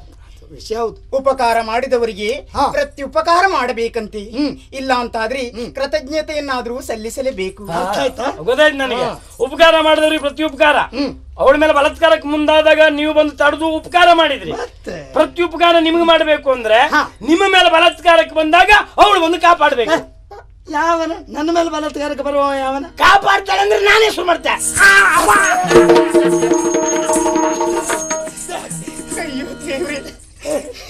ನೀ ಸುಮ್ಮನೆ ನಿಂತ್ಕೊಂಡ್ಬಿಟ್ಟೆ. ಹೆಣ್ಣಾದ ತನಗೆ ಉಪಕಾರ ಮಾಡುವ ಯೋಗ್ಯತೆ ಇಲ್ಲ. ಕೃತಜ್ಞತೆಗಳನ್ನು ಸಲ್ಲಿಸಿ ಆದ್ರೂ ಉಪಕಾರವನ್ನು ಸ್ಮರಿಸ್ತೇನೆ ಅನ್ನೋ ಧ್ವನಿ. ಹಾಗೆ ಹಾಗೆ ಸ್ವಾಮಿ, ನಿಮ್ಮನ್ನ ಕಂಡಾಗ ನನಗನ್ನಿಸ್ತಾ ಇದೆ, ಏನು? ಆ ಕುಸುಮ ಶರಣು ಹೊಸ ರೂಪವನ್ನ ಧರಿಸಿ ಈ ವಸುದೆಗೆ ಇಳಿದು ಬಂದನು, ನನ್ನ ಎದುರಲ್ಲಿ ನಿಂದನು. ಕುಸುಮಾಕರ ಕುಸುಮ ಶರ ಎಂದರೆ ಮನ್ಮಥ ಹೊಸ ರೂಪನ್ನೇ ತಾಳಿ ವಸುಧೆಗಿಳಿದು ಬಂದನೆ. ಹಾಗೆ ಅಂದ್ರೆ ಅರ್ಥ ಏನು? ಹೌದಪ್ಪ, ನಾನು ಅವಳು ಕಣ್ಣಿಗೆ ಚಂದ ಕಂಡೆ ಅಷ್ಟೇ. ಆಗ್ಲಿ, ಅದೊಂದು ಭಾಗ್ಯವೇ. ಅಷ್ಟೇ ಅಲ್ಲ, ಮತ್ತೆ ನೀವು ರಸ ಋಷಿಯೇ ಹೌದು. ಹೌದು, ಗಡ್ಡ ಬಿಟ್ಟು ಪಾಪ ಅವ್ರ ಅವಸ್ಥೆ ಹೇಳಿ ಸುಖ ಇಲ್ಲ. ಅವನಿಗೆ ಸರಿಯಾಗಿ ಸ್ಪಂದಿಸುವ ಎಂಬರ್ಥ ಅಷ್ಟೇ. ಹಾಗಿದ್ರೆ ಅವಳು ಮಾತು ನೀವು ಸ್ಪಂದಿಸಬೇಕು. ಮತ್ತೆ ಬಿಡ್ತಾ ಮತ್ತೆ ನಿಮ್ ಮುಖ ಕಂಡಾಗ ನನ್ಗೆ ಸಣ್ಣ ಮಗುವನ್ನು ಕಂಡ ಹಾಗಾಯ್ತು. ನ್ಯಾಯವಾಗಿ ಮಾತಾಡಿದ್ದು. ನಿಮ್ಮ ಲೆಕ್ಕ ತಾ ಹೋಗಿ ನಿತ್ರ ದೊಡ್ಡ ದಾಂಡಿಗ ಇದ್ದಾಗೆ ಅಂತ ಮಾಡ್ಲಿಲ್ವ?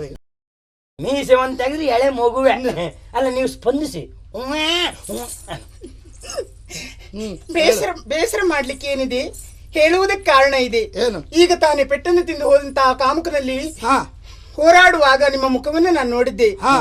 ಆ ಸಾಹಸದ ಕೆಚ್ಚು ರೊಚ್ಚು ನಿಮ್ಮ ಮುಖದಲ್ಲಿ ಪ್ರತಿಬಿಂಬಿಸ್ತಾ ಇತ್ತು. ಭೀಮ, ಬಲ ಭೀಮ. ಆದ್ರೆ ಈಗ ನಿಮ್ಮ ಮುಖ ಹಾಗಿಲ್ಲ. ಆಯಾಸ ಆಯ್ತು. ಆಯಾಸ ಆದ ಮುಖವ ಇದು. ಹಾಗಲ್ಲ, ಕಲ್ಮಶ ಇಲ್ಲದ ಮುಗ್ಧ ಮನಸ್ಸಿನ ಮಗುವಿನ ಮುಖದ ಹಾಗೆ ನಿಮ್ಮ ಮುಖ ಕಾಣುತ್ತಾ ಇದೆ. ಮತ್ತೆ ಏನು? ಆ ಕಡೆಯಲ್ಲಿ ತೋರುತ್ತಿರುವಂತಹ ಉಪವನಕ್ಕೆ ಬಂದವಳು ನಾನು. ಎಲ್ಲಿಂದ? ವಿಜಯಪುರದಿಂದ. ಅಲ್ಲಿ ನೀನೇನು? ಅಲ್ಲಿ ಅಧಿಕಾರಿ ವಿನಯ್ ಸೇನನ ಮಗಳು. ರಾಜಕುಮಾರಿಯ? ಅಲ್ಲ, ನೀವು ಬಹಳ ಕಷ್ಟದಲ್ಲಿದ್ರೆ ಹೇಗೆ? ಯಾಕೆ? ಒಬ್ಬರೇ ಸಖಿ ಗಿಕ್ಕಿ ಯಾರು ಇಲ್ವಾ? ಅಯ್ಯೋ, 4-6 ಜನ ಬಂದಿದ್ರು. ಹೂಗಳನ್ನು ಕೊಯ್ಯುತ್ತಾ ಒಂದೊಂದು ದಾರಿಯಲ್ಲಿ ಹೊರಟೋದ್ರು. ಹೌದು, ಅವ್ರ ಅವ್ರಿಗೆ ಇಲ್ವಾ? ಅದೇ ಎಲ್ಲೂ ಹೋದ್ರೂ ಗೊತ್ತಿಲ್ಲ. ಮತ್ತೆ ಇಂತಹ ಸಂದರ್ಭದಲ್ಲಿ ಬಂದು ನಿನ್ನ ಹೆಸರು ಹೇಳಲೇ ಇಲ್ಲ. ಶ್ರಾವಣಿ ಅಂತ. ಮುದಾದ ಹೆಸರು. ಬರೇ ಹೆಸರು ಮಾತ್ರ ಅಲ್ಲ, ನೀನು ಮುದುದಾಗಿದ್ದೀಯ. ಅಂತರ ಇರ್ಲಿ. ಯಾಕೆ ಹಾಗೆ ಹೇಳಿದೆ ಕೇಳು. ಅವಳಿಗೆ ನಾನು ಚಂದ ಕಂಡಿದ್ದೇನೆ ಇಲ್ವೋ? ಹೌದು. ನನಗೂ ಅವಳು ಚಂದ ಕಂಡಿದ್ದಾಳೆ ತಿಳಿಬೇಕ ಬೇಡ? ಅಷ್ಟೇ. ಮತ್ತೆ ನನ್ಗೆ ಈಗ ಗೊತ್ತಾಯ್ತು, ನಾನು ಗಡಿ ದಾಟಿ ಮುಂದೆ ಬಂದಿದ್ದು ಹೆಚ್ಚಾಯ್ತು ಅಂತ. ನಿನಗಂತಲ್ಲ, ಕೆಲವು ಹೆಣ್ಮಕ್ಳಿಗೆಲ್ಲ ಹಾಗೆ. ಅವ್ರಿಗೆ ಮೊದಲು ಗೊತ್ತಾಗುದಿಲ್ಲ, ಮುಂದೆ ಬಂದ ಮೇಲೆ ಗೊತ್ತಾಗುದು. ಓಹೋ, ಮುಂದೆ ಬಂದ ಹೆಚ್ಚಾಯ್ತು ಅಂತ. ಏನ್ ಪ್ರಯೋಜನ? ಮುಂದೆ ಬರುವಾಗ ಹಿಂದಿನ ದಾರಿ ನೋಡ್ಕೊಂಡು ಬಂದ್ರೆ ಈ ಸಮಸ್ಯೆ ಉಂಟಾ? ಹಿಂದೆ ಮುಂದೆ ಎಲ್ಲ ನೋಡಿದ್ದೆ. ಸಕೀರ ಹುಡುಕುತ್ತಾ ಬಂದವಳು ಇತ್ತ ನಾನು. ಕಡಿಮೆ ಆಯ್ತು. ಅಷ್ಟೊತ್ತಿಗೆ ಬಂದು ನನ್ನ ಮಾನ ಪ್ರಾಣವನ್ನು ಕಾಪಾಡಿದ್ರಿ. ಬಿಡು, ನನ್ನ ಕರ್ತವ್ಯ. ಒಂದು ಆಸೆ, ಏನು? ನಿಮ್ಮ ಕುರಿತು ತಿಳಿಯುವುದು. ನೀವ್ ಯಾರು, ಅಪ್ಪ ಅಮ್ಮ ಯಾರು, ಮಾಡುವ ಕೆಲಸ ಯಾವುದು, ಸಾಹಸಕ್ಕೆ ಒಪ್ಪುವಂತ ಉದ್ಯೋಗ ಯಾವುದು, ಇತ್ತ ಕಡೆ ಬರುವುದಕ್ಕೆ ಕಾರಣ ಏನು, ನಿಮ್ಮ ಹೆಸರು ಏನು ಹೇಳ್ತೀರಾ? ಹೋಗುವ. ಯಾಕೆ ಮತ್ತೆ ಏನಂತ ಹೇಳುದು? ಹೇಳು. ಒಂದು ಕೆಲಸ ಮಾಡುವ. ಏನು? ಯಾರು ದೊಡ್ಡ ಶೆಟ್ರು ಸುದ್ದಿ. ನನ್ನ ಆಯುಷ್ಯಕ್ಕೆ ಅಂತಹ ಸ್ಥಿತಿ ಬಾರದೇ ಇರ್ಲಿ ಅಂತ ಕೇಳಿಕೊಳ್ತೇನೆ. ಹೇಳಿಕೇನು ಇಲ್ಲ ಅಂತಲ್ಲ, ನಾನು ಹೇಳ್ತೇನೆ ನೋಡಿ. ಸುಂದರಾಂಗಿ ಎನ್ನ ವಿವರ ಏನ ಬೇಳ್ವೆನು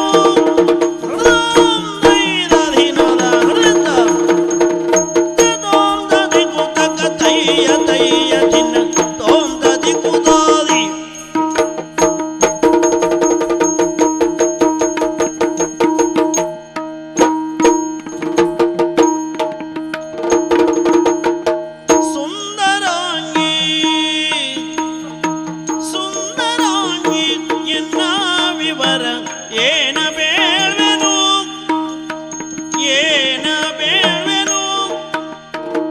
ಮಂದಗಮನೆ ಮಂದಗಮನೆ ಮಂದಗಮನೆ ಮಂದಗಮನೆ ಮಂದಗಮನೆ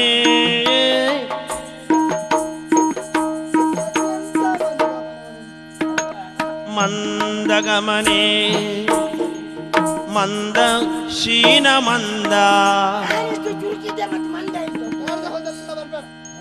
ಮಂದಗಮನೆ ಅರಸಿ ಎನಗೆ ಅನ್ನದಾದಳು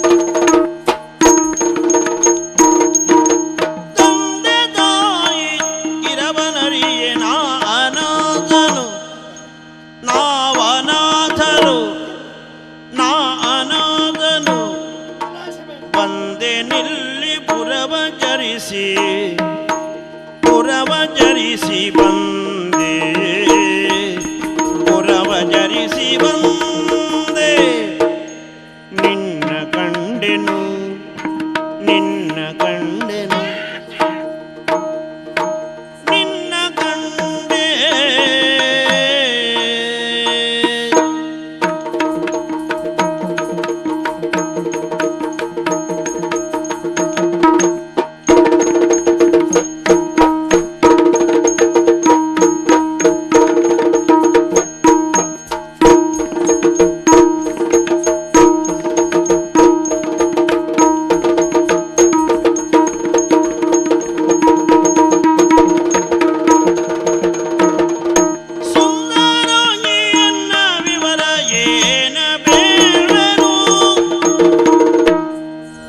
ಸ್ಮರಣೆ ಅಂದ್ರೆ ಹೀಗಿರಬೇಕು ನೋಡು.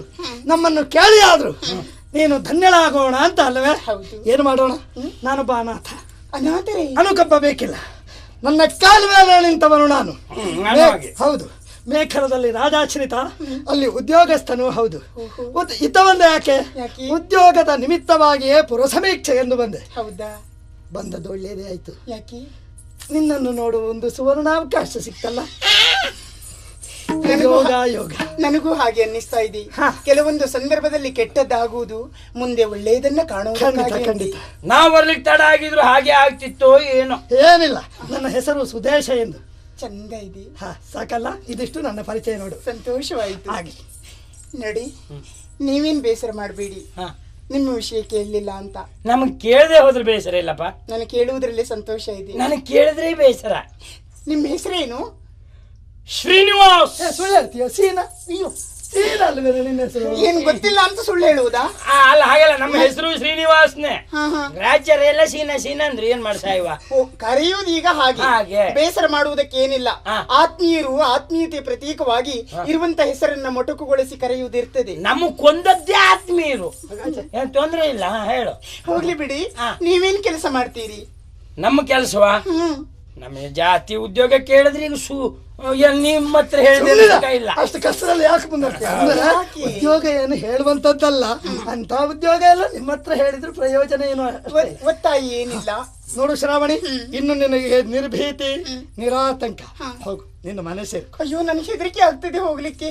ಹೌದು, ಮನೆ ಬಿಡ್ಲಿಕ್ಕೆ ಹೆದರಿಕಿಲ್ಲ ನಿಮ್ಗೆ, ಹೋಗ್ಲಿಕ್ಕೆ ಹೆದರಿಕೆ. ಆಗ ಸಖ್ಯರಿದ್ರು. ಅಲ್ಲ, ನಿನ್ನ ಮನೆಗೆ ನೀನು ಹೋಗುವಾಗ ಹೆದರಿಕೆ ಯಾಕೆ? ಧೈರ್ಯ ಮಾಡ್ಕೊಂಡು ನಾನೇನು ಹೊರಡಬಹುದು. ಹೊರಟೋಗು. ಆದ್ರೆ ದಾರಿಯಲ್ಲಿ ಈಗ ನಿಮ್ಮಿಂದ ಪೆಟ್ಟನ್ನು ತಿಂದು ಹೋದಂತ ಆ ಕಾಮುಕ ಕುಳಿತುಕೊಂಡ್ರಿ ಮತ್ತೆ ನನ್ನನ್ನು ಸುಮ್ಮನೆ ಬಿಡ್ತಾನಾ? ವಿಷಯ ಹೌದು, ನನಗೆ ಯೋಚಿಸ್ಲೇ ಇಲ್ಲ. ಗಂಡು ಮಗ ನೀನು, ಹೋಗ ಅವಳೊಟ್ಟಿಗೆ ಮನೆಗೆ ಬಿಟ್ಟು ಬಾ. ನಿನಗೆ ನನ್ನ ಕೊಲ್ಬೇಕು ಅಂತ ಉಂಟಾ? ಅವನಿಗೆ ನನ್ನ ಮೇಲೆ ಮೊದಲೇ ಹಾಗೆ ಉಂಟು, ಬೇಡದೋದ್ದೆಲ್ಲ ಹೇಳಿದೆ.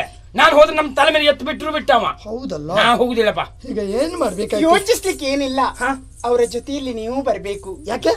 ಕೇಳಲಿಲ್ವಾ? ಏನು? ಒಬ್ರಿಗಿಂತ ಇಬ್ರು ಲೇಸು, ಇಬ್ರಿಗಿಂತ 3 ಜನ ಲೇಸು ಅಂತ. ನೋಡು ಅವಳ ಸಂಸ್ಕಾರ ಹೇಗಿದೆ ನೋಡು. ಗೌರವದ ಲಕ್ಷಣ ಅದು. ಹೇಗೆ? ಅಲ್ಲ, ಒಳ್ಳೇದು ಅಂತ. ನಾನು ಬದಲಾಡಿರಲ್ಲ, ಮನೆ ದಾರಿ ಗೊತ್ತಿರಲ್ಲ. ನಿಮ್ಗೆ ದಾರಿ ನಾನ್ ತೋರಿಸ್ತೀನಿ. ನಮಗೆ ದಾರಿ ತೋರಿಸೋರು ಯಾರು ಇಲ್ಲ. ನಾನು ತೋರಿಸ್ತೇನೆ, ಬಾ. ನಾನು